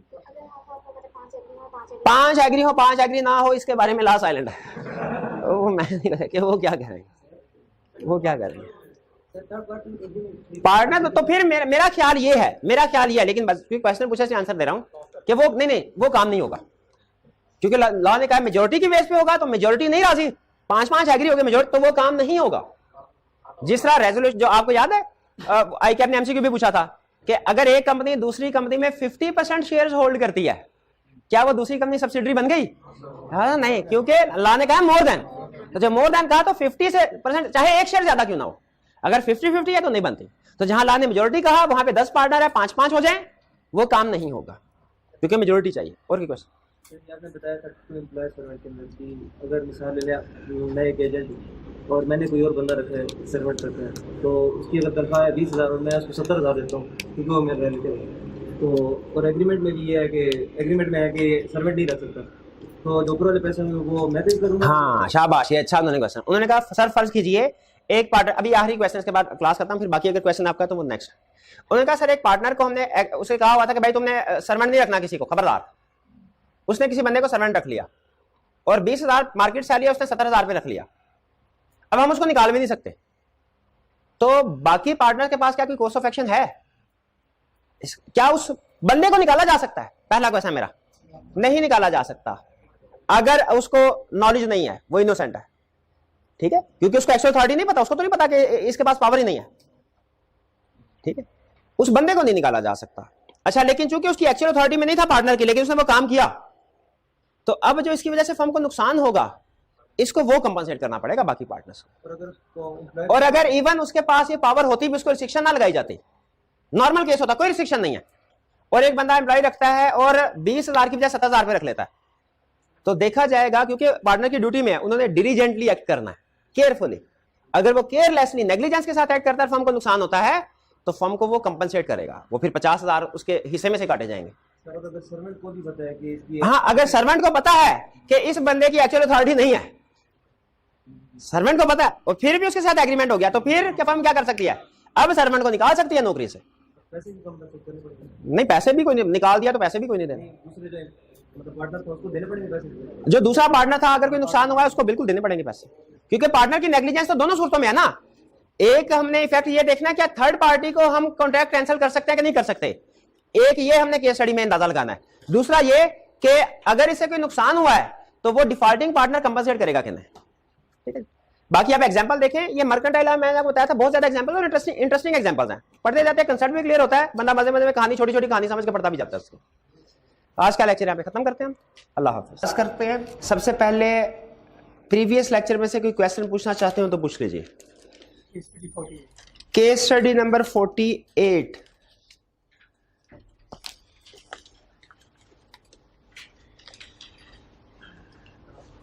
A and B are partners. A with the intention to bind the firm. With the intention to bind the firm. इसको अंडरलाइन कीजिए कि इसका मतलब है वो फर्म के भी हाफ पे ही एक्ट कर रहा है। Goes to a shop and purchases certain articles on behalf of the firm. Firm के भी हाफ पे उसने आर्टिकल परचेज किए, which are generally used in the partnership business. Generally used in partnership को भी अंडरलाइन करें, ordinary course of business indicate कर रहा है, ठीक है। अच्छा, एक स्टूडेंट कहने लगा सर अकाउंटिंग में तो हम पढ़ते हैं ऑर्डिनरी कोर्स ऑफ बिजनेस का मतलब है इन्वेंट्री की सेल परचेज, जो लैंड की सेल परचेज है वो ordinary course of business counting में तो नहीं होती। तो याद रखिए अकाउंटिंग में शायद ना होती हो, लॉ में होती है। लॉ में हर उस ट्रांजैक्शन को ऑर्डिनरी कोर्स ऑफ बिजनेस कहेंगे जो उस बिजनेस में हो सकती है, यानी वो बिजनेस पर्पस के लिए हो सकती है। क्या एक बिजनेस रन करने के लिए किसी लैंड की जरूरत पड़ सकती है, किसी शॉप परचेज करने की जरूरत पड़ सकती है, तो वो ऑर्डिनरी कोर्स ऑफ बिजनेस की ट्रांजैक्शन है। ठीक है, ये ज़हन में रखिएगा। लॉ में समटाइम डेफिनेशन कुछ और होती है और आपकी काउंटिंग में उसका मतलब हो सकता है कुछ और हो। जैसे प्रॉपर्टी का मतलब काउंटिंग में क्या होता है? प्रॉपर्टी का मतलब काउंटिंग में लैंड एंड बिल्डिंग। लॉ में प्रॉपर्टी का मतलब क्या होता है? कुछ नहीं पता। हर एसेट को प्रॉपर्टी कहते हैं। इवन कैश को भी प्रॉपर्टी कहेंगे, इन्वेंट्री को भी प्रॉपर्टी कहेंगे। ठीक है, तो फर्क होता है। तो ये ऑर्डिनरी कोर्स ऑफ बिजनेस की ट्रांजैक्शन अगर आ जाए कभी लैंड वगैरह की परचेज, बिल्डिंग की परचेज लॉ में, तो वो ऑर्डिनरी कोर्स ऑफ बिजनेस होगी अगर वो फर्म पर्पस के लिए हो रही है। Generally used partnership subsequently A uses these articles personally. बाद में ए ने इन आर्टिकल्स को पर्सनली यूज किया। इज फर्म लायबल टू पे टू सप्लायर। देखें, सप्लायर के साथ जब ये ट्रांजैक्शन, इसमें दो ट्रांजैक्शन है, एक परचेज किया, एक यूज किया पर्सनल। जब परचेज किया किस इंटेंशन से किया? फर्म के इंटेंशन से, फर्म पर्पस के लिए। और क्या ये इसकी अथॉरिटी में था? तो ठीक, इसका मतलब ये एक्ट ऑफ फर्म है। पार्टनरशिप ने अथॉरिटी में काम किया। पार्टनरशिप जो भी अपनी अथॉरिटी के, कोई भी पार्टनर अपनी अथॉरिटी के अंदर रह के जो काम करता है वो एक्ट ऑफ फर्म होता है। एक्ट ऑफ फर्म का मतलब फर्म लायबल है। तो याद रखिए इस ट्रांजैक्शन के लिए फर्म लायबल है। बाद में उसने इन एसेट्स का पर्सनल यूज किया तो फर्म लायबल है सप्लायर को। बाद में विद इन पार्टनर्स इस पार्टनर से पैसे निकलवाएंगे। ठीक है, या इसके अकाउंट को क्रेडिट करेंगे। ये ऐसे ही है, अगर पार्टनर्स ने किसी से एसी खरीद के फर्म में लाए हो कि कल सुबह इसको इंस्टॉल करेंगे और दूसरा पार्टनर इसको घर ले जाके इंस्टॉल करवा ले, क्या अब फर्म बायर जिससे एसी खरीदा है उसको लायबल है? बिल्कुल लायबल है, वो थर्ड पार्टी है। तो जिस वक्त ट्रांजैक्शन हुई उस वक्त देखें शर्तें पूरी करा रहा है। ठीक है, कि ये उसकी अथॉरिटी में उसने एक्ट किया है, एज पार्टनर एक्ट किया है अपनी अथॉरिटी के अंदर रहते हुए, ऑर्डिनरी कोर्स ऑफ बिजनेस है। ठीक है, उसकी इम्प्लॉयड अथॉरिटी में, तो एक्ट वैलिड है, फर्म इसके लिए लायबल होगी। क्लियर हुई ये बात? और कोई क्वेश्चन? लेकिन ये पीछे नहीं लिखा हुआ कि बाद में ये कंपनसेट करेगा। वो तो एक्सप्लेनेशन के तौर पे मैं आपको बता रहा हूं ना। क्वेश्चन में उसने कहा फर्म लायबल है कि नहीं, आंसर फर्म लायबल है। अब आगे मैं खुद से आपको बता रहा हूं कि फर्म जब पे कर देगी उसके बाद बाकी पार्टनर कहेंगे भैया हमारा क्या कसूर है, तुमने जाती इसको इस्तेमाल कर लिया। ठीक है, तो बाकी पार्टनर उससे कंपनसेशन करवाएंगे। ये मैं एडिशनल क्वेश्चन का हिस्सा नहीं है, एडिशनल इसलिए बता रहा हूं, हो सकता है किसी अगले केस स्टडी में इस तरीके से पूछ ले, अगली कहानी भी पूछ ले। ठीक है, वो सारे एंगल से तो एक केस को नहीं पूछता ना, लेकिन डिस्कशन के दौरान में बाज़ औक़ात में आपको डिफरेंट एंगल्स भी, अगर ये पूछे तो ये आंसर, ये पूछे तो ये आंसर। जी सर, इसमें सर थर्ड लास्ट वन इसमें सर इसे पार्टिकल पार्टनरशिप और पार्टनरशिप एट विल में सर दो म्यूचुअल चीज़ें आ रही हैं। उन्होंने कहा है कि पीरियड के जरिए जो पार्टिकल पार्टनरशिप होगी पीरियड तक होगी, क्रिएटेड पार्टिकल स्पेसिफिक पर्पस है। पीरियड के लिए जो पार्टनरशिप क्रिएट होती है वो पर्टिकुलर पार्टनरशिप होती है। लेकिन सर इसमें सर पार्टिकल एट विल में सर मेंशन इन नोटिस में ये भी पीरियड ही हो जाएगा। नहीं, वो कह रहे हैं कि जी आपने जो पार्टनरशिप एट विल पढ़ाया ना उसमें तो भी पीरियड आ रहा है। मैंने कहा वो कैसे? वो सर जो नोटिस भेजता है तो उसमें टाइम लिखता है तो वो पीरियड हो गया। वो नोटिस है रिटायरमेंट का और वो उस वक्त भेजा जाता है जब वो रिटायर हो रहा है। जब पार्टनरशिप क्रिएट हो रही है उस वक्त इसका कोई जिक्र नहीं है। वो तो बाद में नोटिस भेज रहा है ना, और उसमें टाइम लिख रहा है कि मैं इस टाइम पे रिटायर हो जाऊंगा। ठीक है, जब ओरिजिनली पार्टनरशिप क्रिएट हुई क्या वो स्पेसिफिक टाइम या स्पेसिफिक पर्पस के लिए हुई थी? नहीं हुई थी। वो तो हमारा रूल होता है जब भी पार्टनर ने रिटायर होना, एक्टिव पार्टनर ने उसे नोटिस देना, और वो नोटिस दे रहा है। और सम टाइम वो नोटिस पहले दे देता है, समटाइम्स दिस डेट में उसने रिटायर होना तो उसी दिन नोटिस देता है। तो उसमें नोटिस ऑफ रिटायरमेंट में टाइम मेंशन होने का ये मतलब नहीं है कि पार्टनरशिप ओरिजिनली क्रिएट ही इस टाइम तक के लिए हुई थी। नहीं, वो हमारी पार्टनरशिप एट विल रहेगी। और कोई question? 56 Sahir and Sarim are lawyers who have entered into partnership, namely as associates. Noreen approached as associates for a property dispute case. However, after seeing Sarim's capability, Noreen gave rupees 250,000 to Sarim for investment in stocks and bonds at his discretion on her behalf. Investment? क्या इनकी partnership का काम है investment का? तो इसका मतलब क्या बताना चाह रहा है? ऑर्डिनरी कोर्स ऑफ बिजनेस नहीं। ऑर्डिनरी कोर्स ऑफ बिजनेस नहीं तो इसका मतलब पार्टनर की अथॉरिटी में नहीं तो एक्ट ऑफ फर्म भी नहीं है, फर्म इसके लिए लायबल नहीं है, ये ज़हन में रखिएगा। Sarim hid the said facts from Sahir and used the money to meet his personal need. उसने ये फैक्ट छुपाया और पैसों को अपने जाती मकासद के लिए इस्तेमाल कर लिया। Subsequently, Noreen filed a suit on firm for recovery of 250. उसने कहा मैंने तो एक पार्टनर को दिया था और एक पार्टनर को पैसे दें, सारी फर्म लायबल होती है। भाई वो डिपेंड करता है, ठीक है, कि वो अपनी अथॉरिटी में उसने पैसे लिए कि अथॉरिटी से एक्सीड करके लिए। अब अथॉरिटी से एक्सीड किया और उसको पता था कि फर्म का बिजनेस तो लॉयर का। Reason of the validity of suit filed by Noreen, क्या नोरीन रिकवर कर सकेगी पैसे? क्यों नहीं? रीजन बताया, रीजन ज्यादा है मैं, क्योंकि ऑर्डिनरी कोर्स ऑफ बिजनेस नहीं है। ठीक है जी, हाँ पर्सनली कर सकती हैं। वो नूरीन सारिम किसको पैसे दिए थे? सारिम को के खिलाफ केस फाइल कर सकती है रिकवरी के लिए, पार्टनरशिप के खिलाफ नहीं कर सकती। सारिम के खिलाफ तो कर सकते हैं, भाई पैसे दिए थे वापस करो। पार्टनरशिप फर्म लायबल नहीं है। और हमने पार्टनरशिप में याद रखे जब डिसीजन देने होते हैं पार्टनरशिप फर्म के पॉइंट ऑफ व्यू से और दूसरे पार्टनर्स के पॉइंट ऑफ व्यू से देने होते हैं। ओरिजिनली जाहिर है इंडिविजुअली उससे रिकवर करेगी पैसे। और कोई question? 54 Amjad Babar and Zahid are partners. Zahid an active partner signed a land transfer deed on behalf of firm without authorization from other partners to improve cash flows of the firm.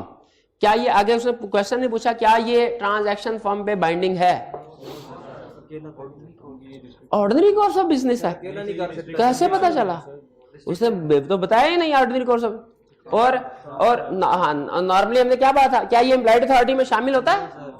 Cell of land, हाँ restriction employed authority की restriction वाली list में था। इसका मतलब है partner की authority नहीं थी। और चूंकि ये लॉ में लिखा हुआ है कि कौन सी चीजें एम्प्लॉयड अथॉरिटी में है और कौन सी रिस्ट्रिक्शन है, तो लॉ में लिखे होने का मतलब है थर्ड पार्टी को इसका नॉलेज होना चाहिए। Ignorance of law is no excuse, ये कभी आपने सुना है? Ignorance of law is no excuse. इशारा काट दें, सार्जन पकड़ दे आपको, सर मुझे तो पता नहीं था इशारा काटे जुर्माना अदा करना पड़ता है, माफ कर देगा? वो नहीं करेगा। तो हमारा लॉ में क्या होता है मुहावरा, ignorance of law is no excuse.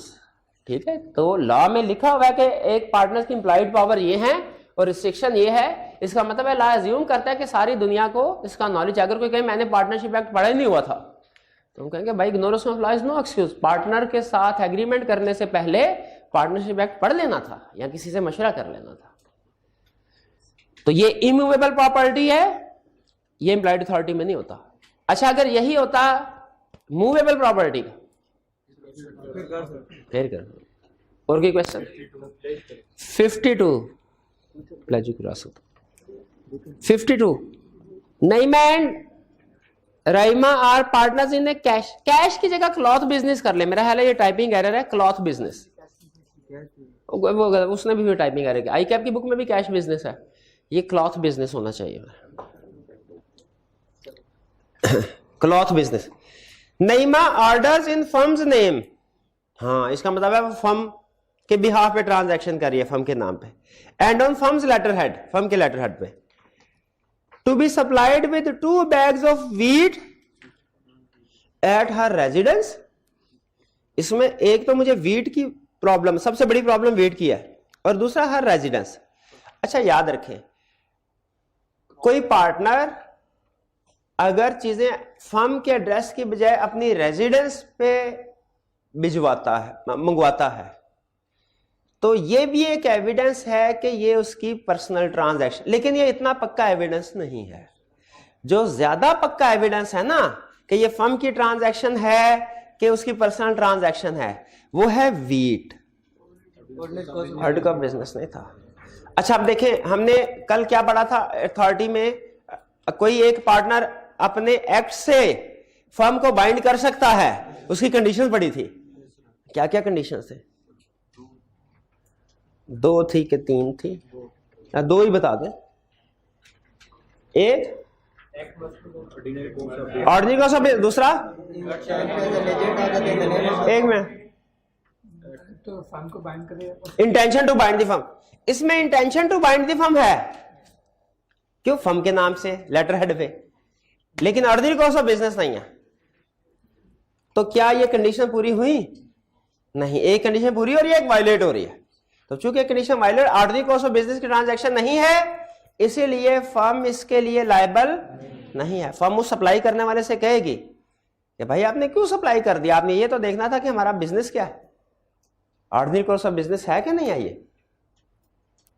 ठीक है, अगर मैं कॉलेज में किसी पब्लिशर से कहूं कि आप ये बुक्स सप्लाई कर दें, तो वो माने, फर्ज कीजिए अगर मैं पार्टनर हूं तो ये सप्लाई कर देगा और ये ठीक है, ट्रांजैक्शन है, रेलिवेंट ट्रांजैक्शन। लेकिन अगर मैं कहता हूं जी आप इधर जो है वो आप फॉर एग्जांपल 50 मोबाइल सेंड कर दें इधर, तो उसे पूछना चाहिए कि आपका ऑर्डिनरी कॉस्ट ऑफ बिजनेस नहीं है, ये आपकी अथॉरिटी में नहीं है। अगर आपको सप्लाई करवाना है सारे पार्टनर की रजामंदी से लें, वरना आपकी अप्लाइड अथॉरिटी में नहीं है, क्योंकि ordinary cost of business transaction नहीं है, मैं सप्लाई नहीं करूंगा जी। अगर इसका कोई वीट का ही बिजनेस होता तो उस सूरत में फिर लायबल होती फर्म, क्योंकि सप्लायर एज्यूम कर, वो कंडीशन पूरी हो जाती। नहीं, हमारी कंडीशन पूरी हो जाती। इंटेंशन टू, देखें एड्रेस कहीं पे भी करवाया जा सकता है। आगे मर्केंटाइल में आप पढ़ेंगे, आप जब किसी से सप्लाई मंगवाते हैं ऑफिस के एड्रेस पे भी मंगवा सकते हैं, घर के एड्रेस पे भी मंगवा सकते हैं। वो इतना, हाँ, स्टॉक करने के लिए बाज़ कुछ लोगों ने घर में गोदाम वगैरह बनाया होता है, तो वो इतना बड़ा एविडेंस नहीं है किसी हद तक इंडिकेशन, बड़ी एविडेंस नहीं है। बड़ा एविडेंस क्या है? ऑर्डिनरी कॉस्ट ऑफ बिजनेस, और उसकी अथॉरिटी में है जी। और कोई क्वेश्चन? अगर in case of emergency partner exceed कर जाता है, इन केस ऑफ इमरजेंसी अगर पार्टनर अपनी अथॉरिटी से एक्सीड करता है और फर्म को नुकसान होता है, वो लायबल नहीं है, क्योंकि नुकसान होने के बावजूद उसने फर्म को मजीद नुकसान से बचाया होता है। ये तो वो एजेंट वाली एग्जांपल है। टमाटर लेके गया ना, हमने उसे कहा था मुल्तान जाके बेचना, फैसलाबाद तक पहुंचा, टमाटर खराब हो रहे हैं, मुल्तान तक बिल्कुल ही जाया हो जाएंगे, तो उसने कम रेट, क्योंकि कुछ ना कुछ तो खराब हो गए थे, कम रेट के ऊपर बेच दिए। तो क्या हम उसे ये कहें कि तुमने हमारी इंस्ट्रक्शन को फॉलो नहीं किया, अब हमारा नुकसान पूरा? वो कहेगा सर मैंने तो अगर इंस्ट्रक्शन को फॉलो करता ना, आपको 0 रुपए इस वक्त पड़े होते हैं, कुछ भी पैसे नहीं मिलते, मैंने तो in case of emergency act करके आपको मजीद नुकसान से बचाया है। तो याद रखें, इमरजेंसी सिचुएशन ही ऐसी होती है, जब आग लगी हो, एसेट्स जल रहे हो, जाया हो रहे हो हमारे, इस तरह की सिचुएशन, उसमें अगर कोई अपनी अथॉरिटी से एक्सीड करता है तो वो हमें फर्दर लॉस से बचा रहा होता है। ठीक है, तो उसमें थोड़ा बहुत नुकसान तो होगा, लेकिन आपने ये नहीं देखना थोड़ा बहुत नुकसान हुआ है, आपने ये देखना है नुकसान सेव हुआ है। तो उस सूरत में वो पार्टनर या वो एजेंट जो अपनी अथॉरिटी से एक्सीड करता है इन केस ऑफ इमरजेंसी, वो लॉस का लायबल नहीं होता। बल्कि हमने ड्यूटीज में पढ़ा था कि अगर इन केस ऑफ इमरजेंसी वो ड्यू डिलीजेंस के साथ एक्ट नहीं करता तो लायबल होगा। इस तरह की सिचुएशन में अगर वो फौरी फैसलाबाद में टमाटर नहीं बेचता और ले जाता है मुल्तान, तो वो लायबल होगा, हालांकि उसने अपनी अथॉरिटी के मुताबिक काम किया। इमरजेंसी के केस में ड्यूटी बन जाती है कि आपने ऐसे एक्ट करना है जैसे एक ऑर्डिनरी मैन ऑफ डिलीजेंस काम करता अपनी चीजों। आपकी अपनी चीज होती तो क्या करते? ज़ाया होने देते, सेल होती कर लेते। तो ये ज़हन में रखिएगा, इमरजेंसी में एक्ट करना एजेंट या प्रिंसिपल का, ये उनका सिर्फ राइट नहीं है, उनकी ड्यूटी लाजमी हो जाता है कि उन्होंने एक्ट करना है। हाँ, हमने वो कंडीशन पड़ी हुई है एजेंसी के केस में, क्या प्रिंसिपल को कम्युनिकेट करने की कोशिश करेगा इन द बेस्ट इंटरेस्ट, ठीक है, और रियल इमरजेंसी होनी चाहिए जी। क्लियर? और कोई question? 57 Taqi Saqib and Ibrar are partners in trading firm को अंडरलाइन करें। वैसे ही कंसेप्ट मेरे ज़हन में आ गया, क्या एक पार्टनर फर्म के बिहाफ पे लोन ले सकता है? ट्रेडिंग में लोन ले सकता है, शाबाश, ठीक है। By an agreement among themselves, they decided that no partner shall have any authority to buy or sell good beyond the limit of rupees 20,000 without the consent of other partner. अच्छा, ये तो employed authority में law ने लिखा हुआ है कि buying and selling of goods of movable, जो मूवेबल गुड्स हैं वो हर पार्टनर की इम्प्लॉयड अथॉरिटी कर सकता है। तो इन्होंने तो कहा कि नहीं 20,000 से ऊपर नहीं कर सकता, तो ये लॉ की वायलेशन नहीं कर दी? नहीं नहीं नहीं, कर सकते हैं एग्रीमेंट के जरिए से। ठीक है, क्या हम actual authority limit employed authority को रिस्ट्रिक्ट कर सकते हैं एक्चुअल अथॉरिटी के जरिए, एग्रीमेंट के जरिए? बिल्कुल कर सकते हैं। तो ये 20,000 वैलिड है। अब हरे का फर्ज है कि 20,000 से ऊपर ना जाए। Ignorant of this restriction Wajid sold goods worth ₹45,000 to Saqib. इससे इग्नोर होते हुए, ये वाजिद कौन है? वाजिद कहां से आ गया? थर्ड पार्टी है वाजिद। अच्छा, मैंने पहली दफा केस पढ़ा, मैं समझा वाजिद भी पार्टनर है, और मैंने केस बाद में मैंने देखा सोल्यूशन गलत था, फिर वापस आके पार्टनर के नाम पढ़े, मुझे पता चला ये थर्ड पार्टी है। तो वाजिद पार्टनर नहीं, थर्ड पार्टी है। वाजिद ने 45, वाजिद को नहीं पता था और होना भी नहीं चाहिए क्योंकि थर्ड पार्टी है, उसके सामने एग्रीमेंट थोड़ी रखा जाता है, नॉर्मली नहीं पता होता उसको। वाजिद ने 45 किसी से, वाजिद को पता ही नहीं था, और साकिब ने बताया नहीं, साकिब ने अदर पार्टनर से। इसका मतलब क्या? साकिब ने अपनी अथॉरिटी से एक्सीड किया। अब बताइए, इसका एनालिसिस करते हैं। क्या फर्म लायबल है? हाँ, यस लायबल है। आगे लिखेंगे बिकॉज, नहीं डिपेंड नहीं करता। डिपेंड किसने कहा? डिपेंड नहीं करता। क्यों नहीं करता भला? क्वेश्चन में बता चुका है क्लियरली कि थर्ड पार्टी को नहीं पता था। जो इंफॉर्मेशन क्वेश्चन में बता चुका है उसे इफ करके या इट डिपेंड्स करके हम आंसर नहीं करते होते। आप ये नहीं लिखेंगे firm is liable if third party does not know about it, ये नहीं लिखेंगे, बल्कि क्या लिखेंगे? Firm is liable because third party does not know about this. Firm liable है। एग्रीड? अच्छा, आगे चलें। आगे क्या कह रहा है?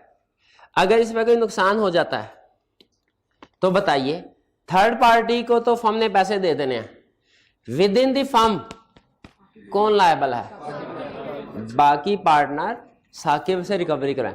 अच्छा, कितनी? 45,000 की, कि जो उसने अपनी अथॉरिटी से एक्सीड किया 25,000 अपनी अथॉरिटी से एक्सीड किया। ये मेरा ख्याल है लाइन हमने एजेंसी वाले टॉपिक में पढ़ी थी कि वो जो एक्सेस पोर्शन होता है एजेंट, उसके लिए लायबल होता है। ठीक, क्लियर हो गया? 57 जिन्होंने पूछा था। और कोई क्वेश्चन? कोई क्वेश्चन नहीं? चलिए, ये हो गया हमारा लेक्चर। अब स्टार्ट करें अपना लेक्चर नंबर 43 के फ्रेश कंसेप्ट्स। आज हमने कंसेप्ट स्टडी करने हैं 3: property of firm, principle of holding out, liability towards third parties. Easy concept है। क्या है? इजी कंसेप्ट है। आपको लग रहा होगा ज्यादा है, लेकिन इजी है, डिफिकल्ट नहीं। और इसमें से हमने आधे से ज्यादा पहले पढ़ा हुआ है। पहला concept, property of the firm. कौन सी चीज फर्म की है, कौन सी नहीं है, ये डिसाइड करना सीखेंगे। इस लर्निंग ऑब्जेक्टिव में क्या डिसाइड करना सीखेंगे? प्रॉपर्टी का मतलब क्या होता है? लैंड के बिल्डिंग के दोनों, सब कुछ, लैंड भी, बिल्डिंग भी, इन्वेंट्री भी, कैश भी, हर चीज, एसेट, ऑल एसेट्स प्रॉपर्टी में। पहले ये रीजन जान लें, मैंने आपको बताया था ना कि आप छोटे छोटे पॉइंट्स एग्जांपल के ऊपर फोकस कर रहे होते हैं, मेन कंसेप्ट को स्किप कर देते हैं। पहले मेन कंसेप्ट के ऊपर गौर करें। हम क्यों डिसाइड करना चाह रहे हैं कि कौन सी एसेट, कौन सी प्रॉपर्टी फर्म की है, कौन सी नहीं है? इसलिए कि जो प्रॉपर्टी फर्म की नहीं है वो इंडिविजुअल पार्टनर की है। ये फर्क करना क्यों जरूरी है? क्योंकि फर्ज कीजिए अगर एक लैंड खरीदी गई, अगर एक पार्टनर ने लैंड खरीदी, हमारे लिए ये जानना जरूरी है ये पार्टनरशिप प्रॉपर्टी बनती है कि नहीं। क्यों? क्योंकि कल को अगर इस लैंड की वैल्यू डबल हो गई ना, तो ये पार्टनर जिसने खरीदा था ये कहेगा ये तो मेरी पर्सनल है लैंड, जबकि बाकी पार्टनर्स क्या कहेंगे? ये फर्म की प्रॉपर्टी है, हमें भी हिस्सा दो, हमें भी हिस्सा दो। इसीलिए ये जानना जरूरी है कि कोई प्रॉपर्टी, कोई एसेट फर्म का है या किसी पार्टनर का पर्सनल है। और एक और भी रीजन होती है कि पार्टनरशिप एक्ट में लिखा हुआ है जो फर्म की प्रॉपर्टीज होंगी ना वो for exclusive use of firm होगी, कोई पार्टनर पर्सनल यूज नहीं करेगा। तो ये ना हो फर्म की प्रॉपर्टी हो लैंड, कोई पार्टनर उसके ऊपर घर बना के रहना शुरू कर दे। हमने अपने ऑफिस फ्यूचर में बनाने के लिए बाय की थी, वो रेजिडेंशियल बना। तो इसीलिए डिफरेंशिएट करना, डिसाइड करना जरूरी होता है कौन सा एसेट, कौन सी प्रॉपर्टी फर्म की है और कौन सी इंडिविजुअल किसी पार्टनर की है। एग्रीड। अब इसके हमें असूल बता रहा है, और एक असूल मैं आपको पहले बता दूं, ये कंक्लूसिव एविडेंस नहीं है। कंक्लूसिव मतलब समझता है ना, फाइनल एविडेंस नहीं कि किसके नाम पे है, वरना हमारा कंसेप्ट बहुत आसान हो जाता। जो प्रॉपर्टी इंडिविजुअल पार्टनर के नाम पे है वो इंडिविजुअल पार्टनर की, जो फर्म के नाम पे वो फर्म की। ये बड़ा आसान, ये असूल ये नहीं है। इसका मतलब ऐसा पॉसिबल है कि कोई प्रॉपर्टी इंडिविजुअल पार्टनर के नाम पे हो लेकिन स्टिल वो प्रॉपर्टी हो सकता है। ठीक है, अब किस केस में हो सकता है? अगर पैसे फर्म के लगे हों, फर्म के पैसों से मैंने पर्सनल नेम से प्रॉपर्टी खरीद ली, क्या वो मेरी हो गई? वो फर्म की property, unless contrary intention appears. वो मैं एक्सप्लेन करता हूं, ठीक है। लेकिन एग्जांपल दिया कि नाम किसके नाम पे है लाजमी नहीं। कहता पार्टनरशिप प्रॉपर्टी के, अच्छा प्रॉपर्टी के साथ इंटरेस्ट और राइट का वर्ड भी यूज कर रहा है। प्रॉपर्टी का मतलब क्या है? पूरे की पूरी बिल्डिंग। इंटरेस्ट और राइट का मतलब क्या है इन प्रॉपर्टी? पूरी बिल्डिंग नहीं, फ्लैट। फर्ज कीजिए बिल गेट्स जब यंग था उसने आईटी बिजनेस स्टार्ट किया, अपने घर के साथ गिराज था, उधर उसने 2-4 चीजें रख के काम शुरू किया। अब बिजनेस की जो प्रॉपर्टी है, जो बिजनेस के एसेट हैं, वो पूरा घर है कि सिर्फ वो हिस्सा गिराज जहां पे काम? बाज़ औक़ात ऐसा होता है कि पूरी बिल्डिंग नहीं, हमें सिर्फ कोई इसमें 2-3 फ्लैट मिल जाते हैं या 1 फ्लोर मिल जाता है, तो उसे हम पूरे प्रॉपर्टी रखेंगे कि इंटरेस्ट है हमारा, पार्ट ऑफ द एसेट हमें यूज करने का राइट मिल जाता है। तो इंटरेस्ट या राइट्स इन प्रॉपर्टी का मतलब यह, प्रॉपर्टी मींस पूरी की पूरी, इंटरेस्ट या राइट्स इन प्रॉपर्टी मतलब पार्ट। ठीक है, तो अब मैं आगे कंसेप्ट डिस्कस करते हुए इंटरेस्ट या राइट इन प्रॉपर्टी को डिस्कस नहीं करूंगा, सिर्फ डेफिनेशन में रटा लगाने की हद तक है, केस स्टडी में ये यूज नहीं होता। मैंने इसलिए कंसेप्ट समझा दिया, आगे फर्दर मैं इसको डिस्कस नहीं करूंगा। इंटरेस्ट और राइट का मतलब समझ लग गया ना? कहता प्रॉपर्टी ऑफ फर्म का मतलब कैसी प्रॉपर्टी ओरिजिनली का मतलब होता है स्टार्ट में जब फर्म बन रही थी, owner brought cash into business, counting में पढ़ते हैं, और बाज़ औक़ात कैश के साथ गाड़ी भी ले आता है। ठीक है, तो वो भी फर्म में आ जाती है। ओरिजिनली का मतलब स्टार्ट में जो भी प्रॉपर्टी कैश हो, बिल्डिंग हो, व्हीकल हो, पार्टनर्स लेके आए, कब? ओरिजिनली स्टार्ट में, brought into common stock of firm के कॉमन स्टॉक में। स्टॉक से मुराद इन्वेंट्री नहीं है, ठीक। स्टॉक एक तो ब्रिटिश वर्ड, पाकिस्तानी इंग्लिश के मुताबिक क्लोजिंग स्टॉक होता है ना, इन्वेंट्री। अमेरिकन टर्म्स के मुताबिक स्टॉक कैपिटल को भी कहते हैं। कॉमन स्टॉक का मतलब कैपिटल। कॉमन स्टॉक का मतलब क्या है? कैपिटल। के हर वो एसेट जो स्टार्ट में पार्टनर्स कैपिटल के तौर पे लेके आए, ये बना इसका मतलब, वो फर्म की प्रॉपर्टी होगी। एग्रीड? किसी के भी नाम पे, बाप दादा के नाम पे थी, उसके ऊपर बिजनेस शुरू कर रहे हैं, पार्टनरशिप प्रॉपर्टी बन गई। दूसरा पॉइंट, हर वो प्रॉपर्टी जो परचेज की गई है बाय फर्म फॉर फर्म। अच्छा, इसमें ओरिजिनली नहीं लिखा हुआ, इसका मतलब क्या है? सब्सिक्वेंटली। हर वो प्रॉपर्टी जो बाद में परचेज की गई है, फर्म ने की, फर्म, बाय फर्म का मतलब क्या है? फर्म के पैसों से खरीदी गई। फर्म के पैसों से चीज खरीदी गई, फर्म कहेगी मेरी है, हम की। फॉर फर्म का मतलब क्या है? यानी मैंने पैसे घर से लेके आया और वो चीज फर्म के लिए खरीदी, फर्म के नाम पे, फर्म के एड्रेस पे डिलीवर करवा के फर्म में इंस्टॉल कर दी। यानी ये दूसरे लफ्ज से अकाउंटिंग में आप कहते हैं फ्रेश कैपिटल इंट्रोड्यूस्ड, ये उसकी तरफ इशारा कर रहा है। ये टर्म लॉ में यूज नहीं करनी, कंसेप्ट बिल्डिंग के लिए बता रहा हूं। फ्रेश कैपिटल, ये ओरिजिनल कैपिटल, ये फ्रेश कैपिटल, और ये कंपनी की रूटीन की परचेज जो उसके पास अपने रिजर्व पड़े होते हैं, उस फर्क समझ आ गया। और गुडविल भी प्रॉपर्टी में शामिल है। गुडविल इसने खास तौर पे कहा कि ये इनटेंजिबल होता है। गुडविल पता ना आपको, रेपुटेशन, ठीक। ये डेफिनेशन समझ आ गई, एक एक पॉइंट बता दिया, रट्टा लग जाएगा आसानी से। अब केस स्टडी के पॉइंट ऑफ व्यू से एक टिप सुनना। केस स्टडी में अगर डिसाइड किया गया करना है हमने कि ये कोई जो एसेट खरीदा गया ये पार्टनरशिप प्रॉपर्टी है कि नहीं, आपने सिंपल ये रेड वाला रूल अप्लाई करना। आपने कहना है any property purchase with partnership money, partnership के पैसों से जो भी प्रॉपर्टी खरीदी गई वो फर्म की होगी। इस तरफ इशारा कर रहा है, यहां पे यही सीखा था ना ये। लेकिन केस स्टडी में साथ अब ये भी अहम है, अनलेस कॉन्ट्रेरी इंटेंशन अपीयर्स। क्या कोई पार्टनर ड्राइंग कर सकता है? अगर मैंने बिजनेस के पैसे थे वहां से निकाले और एंट्री कर दी, मेरा कैपिटल अकाउंट डेबिट, कैश अपने अकाउंट को डेबिट कर दिया, और फिर उससे जाके एसी खरीदा, वो एसी मेरा के बिजनेस का, पार्टनरशिप का, किसका? मेरा। क्यों? अगर मैं एंट्री ना करता फिर पार्टनरशिप फर्म का होता। क्यों? Purchase with money of partnership. लेकिन मेरा एंट्री कर देना, अपने अकाउंट में पैसे डेबिट कर देना, इसका मतलब क्या है? मैं ड्राइंग्स कर रहा हूं।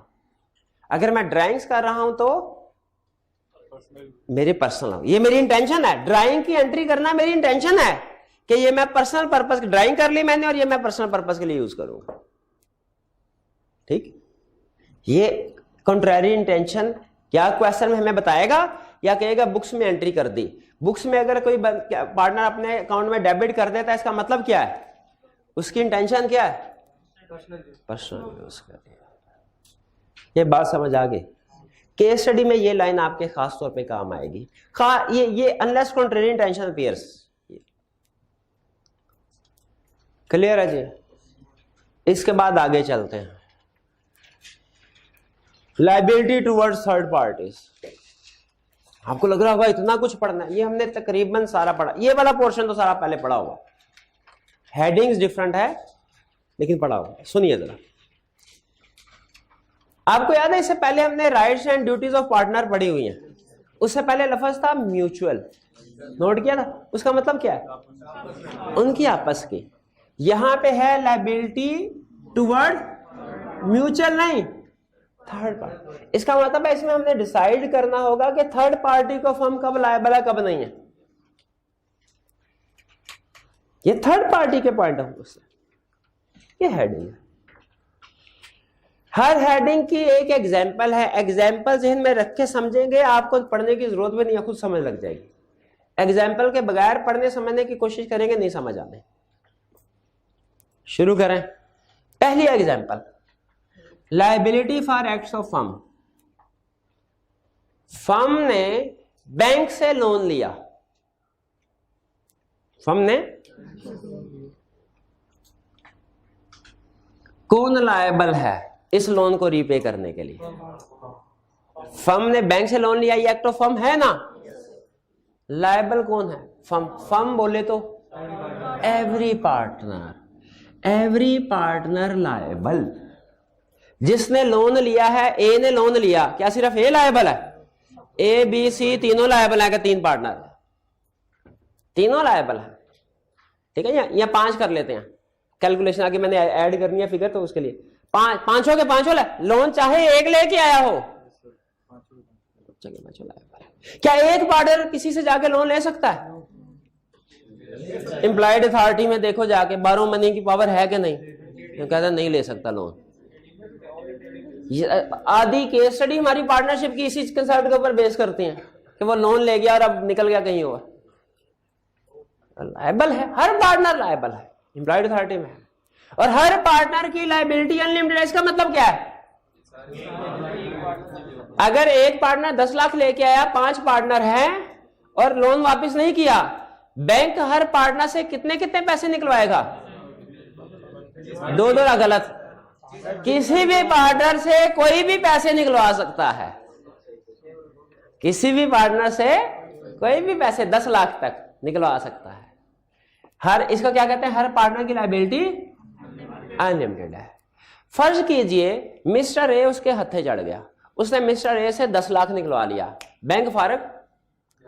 एक्सटर्नल पार्टी, थर्ड पार्टी को ना लॉ ने ये प्रोटेक्शन दी हुई है कि आप हर पार्टनर 2-2 लाख नहीं, एक पार्टनर से भी अगर आपको सारे रिकवर हो सकते हैं निकल के, आप तो साइड पे हो, वो बैंक साइड पे हो गया। आगे सुने, ए ने 10 लाख दिए, अब क्या उसके साथ ज्यादती हो रही है ना? क्या जस्ट एंड इक्विटेबल केस कब होगा? जब दूसरे पार्टनर से वो रिकवरी, क्या वो दूसरे पार्टनर से ए दूसरे पार्टनर रिकवरी करवा सकता है? कितनी कितनी कैलकुलेशन करके बताएं। 2-2 लाख। एक स्टूडेंट कहने लगा 2.5 लाख, एक लगाए, अपना नहीं, अपना भी डाल दिया उसने, अपने भी पैसे रिकवर करवाया है। 2.5 लाख नहीं, कितने? 2-2 लाख। 2 लाख तो उसने खुद भी बर्दाश्त करना है ना। ये है पार्टनर पेइंग मोर। अगला पॉइंट यही बता रहा है, पार्टनर पेइंग मोर, क्योंकि अनलिमिटेड लायबिलिटी थी ना, तो पॉसिबल है कि एक पार्टनर अपने शेयर से ज्यादा पे कर दे। अनलिमिटेड लायबिलिटी की वजह से पॉसिबल है कि एक पार्टनर अपने शेयर से ज्यादा पे कर दे, तो partner paying more can claim, ये एक ही लाइन है, रीइंबर्समेंट, वापसी फ्रॉम अदर पार्टनर से। ये बात समझ आ गई? एग्जाम्पल समझ, इसके साथ लिख लें, बैंक लोन नहीं दिया, एग्जाम्पल, बैंक लोन नहीं दिया। आगे चलते हैं, liability for wrongful acts by a partner. इसके एक सिंपल एग्जांपल है, एक एग्जांपल में थोड़ा सा ट्विस्ट है जिसके साथ अगला कंसेप्ट भी क्लियर हो जाएगा। मैं ट्विस्ट डाल लूं, लायबिलिटी फॉर रॉन्गफुल, इसकी एग्जांपल सुनना है। एक कस्टमर ने आके ऑर्डर किया, सर कीमती लकड़ी से फर्नीचर तैयार करें, हमारा फर्नीचर का बिजनेस है, कीमती लकड़ी से फर्नीचर तैयार करें। हमने कहा क्यों, कीमती लकड़ी से क्यों? आम से भी चल जाएगा सर, नींद ठीक आएगी उसमें ऊपर भी। नहीं नहीं नहीं, मैंने आगे एक कस्टमर को सेल करना है और उसे खास तौर पे कहा है कीमती लकड़ी होनी चाहिए, और याद रखें सही से बनाइएगा, क्योंकि अगर इसमें डिफेक्ट हुआ ना तो उसने कहा है कि वो 1 लाख रुपया जुर्माना डाल देगा। 1 लाख रुपया, या अगर मैंने ड्यू डेट पर उसको डिलीवरी ना की तो 1 लाख रुपया जुर्माना, ये उसने हमें बता दिया। किसने? हमारे कस्टमर ने, थर्ड पार्टी ने। ठीक है, हमारे पार्टनर ने, मिस्टर ए उधर खड़ा बैठा था, हमारे पार्टनर ने कहा ठीक है, एग्रीमेंट कर लिया। अब ये इधर भी 5 पार्टनर फंस कीजिए, ABCD। उस पार्टनर ने फर्म का भला सोचते हुए घटिया लकड़ी से फर्नीचर बना दिया, पेंट अच्छा करा दिया कि पता नहीं चलेगा। कस्टमर आया, अब वो भी साइंसदान था, जाहिर है उसकी अपनी भी कोई शॉप होगी, उसने चेक किया, उसने कहा सर ये तो वो लकड़ी ही नहीं है। ठीक है, तो ये जो आपने 5 लाख का फर्नीचर बनाया मैं नहीं खरीद रहा, प्लस आपके ऊपर 1 लाख मैं और केस डाल रहा हूं। वो कौन सा केस है कि मुझे आपके रॉन्गफुल एक्ट की वजह से मुझे 1 लाख का नुकसान हुआ। अब इस फर्म को, हमारी फर्म को टोटल कितने का नुकसान हुआ? 6 लाख। 5 लाख जमाए, 6 की फिगर पे पहुंच रहे हैं ना, 5 नहीं 1 लाख, वो भी 6 लाख। क्वेश्चन यह है, क्या फर्म लायबल है? 6 लाख कौन अदा करेगा? वो एक उस बंदे को, एक पार्टनर के फर्म, सारी फर्म लायबल, सारे पार्टनर लायबल।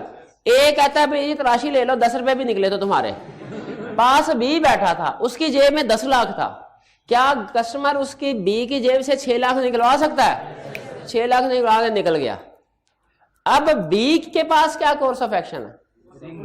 रिइंबर्स करा। यह है रॉन्गफुल एक्ट। अगर किसी पार्टनर के रॉन्गफुल एक्ट की वजह से फर्म को नुकसान होता है तो firm is liable to third party. Agree करते हैं? लेकिन अब की बार फर्क क्या है, अब की बार ये नुकसान पोर्शनमेंट डिवाइड नहीं होगा, सारे बी सारे के सारे पैसे किससे लेगा, ए से 6 लाख। अब इसको डिवाइड नहीं करना, क्यों, उसका फॉल्ट है। फुल लॉस इज बोन, ये बर्न नहीं है, कोई बोन बर्दाश्त किया जाएगा बाय गिल्टी पार्टनर। ये पॉइंट समझ आता है? इसके साथ के लिख ले, क्या लिखेंगे, हाँ, कीमती फर्नीचर घटिया, बस है यही है ना, याद है। हाँ, मैं सुन था इसी तरह के उल्टे सीधे दफा, बस याद आना चाहिए कि सर ने क्या मिसाल दी थी या क्या फिट किया था। इधर आगे चलते हैं। Liability for miss application of money on property received from third party, simple. अच्छा, उसने 2 केस बनाए हैं, पता नहीं क्यों उल्लेख किया। पार्टनर आया, उसे पता चला पीएसएल का मैच है, आज किस किस का है पता नहीं, शाबाश, ये स्पिरिट चाहिए चार्टर्ड अकाउंटेंट बनने के लिए, नहीं पता होना चाहिए। अच्छा, एक मैच नहीं देखा, चले। पर लाहौर और कराची का उसे पता चला, लाहौर जीतेगी, कहीं से इंफॉर्मेशन आई, ऑफिस गया, उधर कस्टमर के पैसे पड़े हुए थे, उसने कहा कोई बात नहीं, ₹1,00,000 ले लेता हूं, जीत गए, हाँ 2 लाख मिलेंगे, लाख अपने पास रखे, वापस लगा दूंगा। उसने जुआ लगाया, हार गया। एक सिचुएशन ये है कि फर्म में पैसे रखे हुए थे, वो उठा के लेके गया। दूसरी सिचुएशन है, ऑफिस पे बैठा था, डायरेक्ट कस्टमर से कैश रिसीव किया और उसको मिस एप्रोप्रिएट किया, वो जुए पे लगा दिए। एग्जाम्पल डिफरेंट है, एक है cash received by firm, cash पहले फर्म ने रिसीव किया था, उसने फर्म के दराज से पैसे निकाल के लेके गया। दूसरी एग्जांपल है cash receive directly by partner, उस पार्टनर ने डायरेक्टली कस्टमर से कैश रिसीव किया और वो लेके गया। दोनों सूरतों में इफेक्ट एक ही है, क्या, अगर वो मिस एप्लीकेशन का मतलब मिस एप्रोप्रिएशन, मिस एप्रोप्रिएशन का मतलब फ्रॉड, एम्बेजलमेंट, चोरी। अगर कोई पार्टनर चोरी करता है तो थर्ड पार्टी को फर्म लायबल होगी। क्या दूसरा पार्टनर उस कस्टमर को कहेगा कि भाईजान आपने जो पैसे दिए थे वो तो जुए में निकल गए, अब हमें दोबारा पैसे दीजिए? होगा भाई मेरे को क्या टेंशन, तुम जो मर्जी करो, मैंने तो तुम लोगों को दे दिए। Firm is liable to third party, लेकिन विद इन द फर्म क्या होगा, वो कौन रिम्बर्स करेगा, जो पार्टनर है। यानी असूल सिचुएशन डिफरेंट, असूल ऊपर वाले लग रहा है सारा, ऊपर वाले में भी यही बात कर रहा था। क्लियर हो गया? इसके साथ लिख लें मिस एप्लीकेशन, हाँ, जुआ बाय पार्टनर। हाँ, और ये अक्सर जुआरी ना रिसर्च हमें बताती है, वो यही सोच के पैसे लगाते, कहीं पे पैसे पड़े होते हैं किसी के, कहते हैं हम जीतेंगे, अभी पक्के जीते हैं, बाद में वापस रख देंगे। 1-2 दफा जीत भी जाते हैं, लेकिन हर अगली दफा फिर वो कहते हैं इस दफा भी जीत जाएंगे, बड़ी रकम लगाते हैं, पर हाँ एक दिन फिर वो चले बाहर। Effect of notice or representation. अच्छा, ये कंसेप्ट है, ये छोटा सा कंसेप्ट है, आई कैप ने अभी तक नहीं पूछा। ये समझाऊं कि ज्यादा, क्योंकि मुझे लगता है जितना टाइम है मैं दोनों कंसेप्ट नहीं समझा पाऊंगा, एक आज और एक कल करना पड़ेगा, तो ज्यादा अहम कंसेप्ट आज, अगर टाइम हुआ तो आज ही ये पढ़ा दूंगा, वरना कल, क्योंकि मैं चाह रहा हूं आप केस स्टडीज करने के काबिल हो जाए।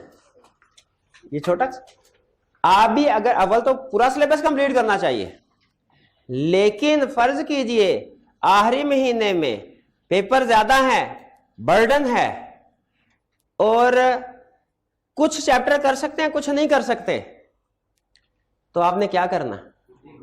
मैं ये नहीं कर सिलेक्टिव स्टडी करने को हरगिज़ नहीं कह रहा, लेकिन उस स्टूडेंट के लिए जिसके ऊपर बर्डन ज्यादा होता है, घर में कोई इमरजेंसी सिचुएशन आ जाती है, बाज़ औक़ात नहीं पढ़ा जाता, तो पेपर नहीं छोड़ना। कैसे डिसीजन करेंगे कि क्या करना टॉपिक, क्या नहीं करना? याद रखिए, जो चैप्टर इंपोर्टेड होगा वो कर लेंगे, जो नहीं इंपोर्टेड छोड़ देंगे, गलत डिसीजन, फेल होने वाला डिसीजन।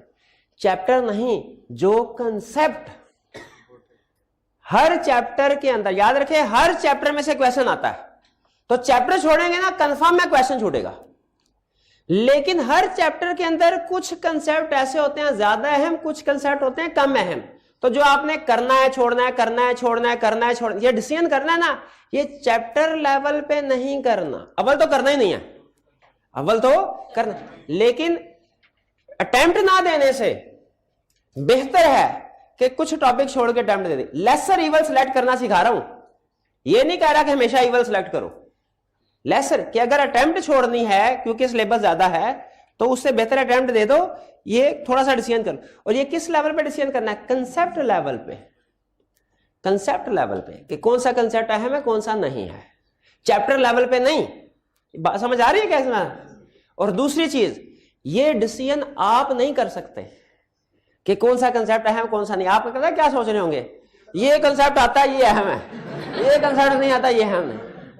ये फिर आपने टीचर से पूछना, ठीक है, ये फिर आपने टीचर से पूछना। चलिए बहरहाल आ जाते हैं वापस। कंसेप्ट है होल्डिंग आउट, ये तो हमने कहीं पढ़ा हुआ है। किस नाम से? एस्ट्रोपल के नाम से। कंसेप्ट क्या है? देखिए मेन कंसेप्ट ध्यान में रखना है, ये नहीं कि हमने ऐसे स्टूडेंट जो मेहनत करने के बावजूद फेल हो जाते हैं उनकी तरह नहीं करना। क्या कि छोटी छोटी एग्जाम्पल एक्सेप्शन याद कर ली, रटा लगा लिया, मेन कंसेप्ट पता नहीं क्या है। मेन कंसेप्ट पता नहीं क्या है।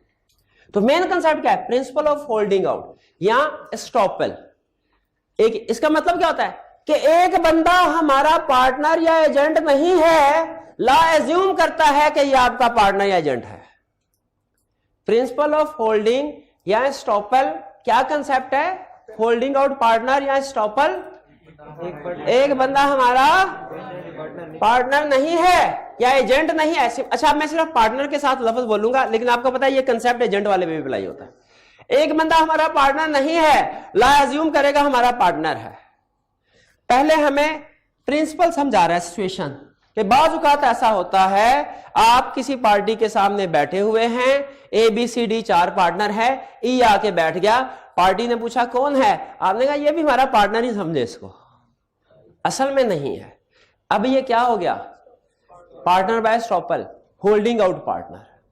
लॉ ये कहता है अब के बाद आपके इस रिप्रेजेंटेशन की बेस पे, इस रिप्रेजेंटेशन की बेस पे उस थर्ड पार्टी ने आपको पैसे लोन दिया तो वो लायबल है, ई को लोन दिया तो हम लायबल है। ये 2 वे में काम करता है प्रिंसिपल। भाई ये बात समझ आई? इसमें ट्विस्ट लेके आऊं अगर समझ आ गई तो। वो कहता है फर्ज कीजिए आपने एमसीबी को कहा हमारा पार्टनर ही समझे, एमसीबी वाले ने कहा अच्छा ठीक है सर कल जवाब देता हूं। हेड ऑफिस से पूछा सर ई आया है, ई इधर बहुत मशहूर है, इनका पार्टनर है, लोन सिक्योर है, दे दें। हेड ऑफिस ने कहा पैसे कोई नहीं। एमसीबी वाले ने कहा अच्छा, उसने यूबीएल वाले को फोन लगाया, ब्रांच मैनेजर दोस्त था, उसने कहा ई आया है, लोन सिक्योर है, समझो, दे दें। उसने कहा ठीक है। अब रिप्रेजेंटेशन किसको दी? एमसीबी को। इस रिप्रेजेंटेशन की बेस पे लोन किसने दिया? यूबीएल को डायरेक्ट रिप्रेजेंटेशन नहीं दी गई थी, लेकिन इनडायरेक्टली उस तक रिप्रेजेंटेशन पहुंच गई। यूबीएल ने ई को लोन, ई आया यूबीएल से लोन लेके निकल गया, क्या यूबीएल एबीसीडी से रिकवर करवा सकता है? भाई यस करवा सकता है, होल्डिंग आउट प्रिंसिपल की वजह से।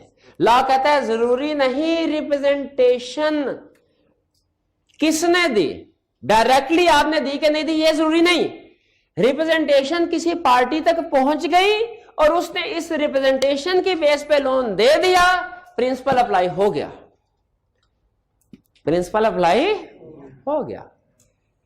भाई बात समझ आए? एक स्टूडेंट ने क्वेश्चन पूछा, एक मिनट के लिए तो मैं भी थोड़ा हैरान रह गया कि अच्छा सोचने वाले सोचते हैं। उसने कहा सर अब फर्म डिफॉल्ट होती है, फर्म डिफॉल्ट अगर फर्ज कीजिए फर्म डिफॉल्ट तो क्या ई पिछले रिप्रेजेंटेशन से पिछले वाले डेट्स के लिए भी लायबल होगा कि सिर्फ उन डेट्स के लिए जो इस रिप्रेजेंटेशन की बेस पे दिए गए हैं? बताइए। वो होल्डिंग आउट पार्टनर सिर्फ वो रिप्रेजेंटेशन की बेस पे जो जो एक्ट किए गए उसके लिए लायबल है कि सारे? ये आईकैप ने अभी तक पूछा नहीं हुआ। नहीं नहीं, होल्डिंग आउट का प्रिंसिपल सिर्फ रिप्रेजेंटेशन के लिए, रिप्रेजेंटेशन के लिए। हाँ?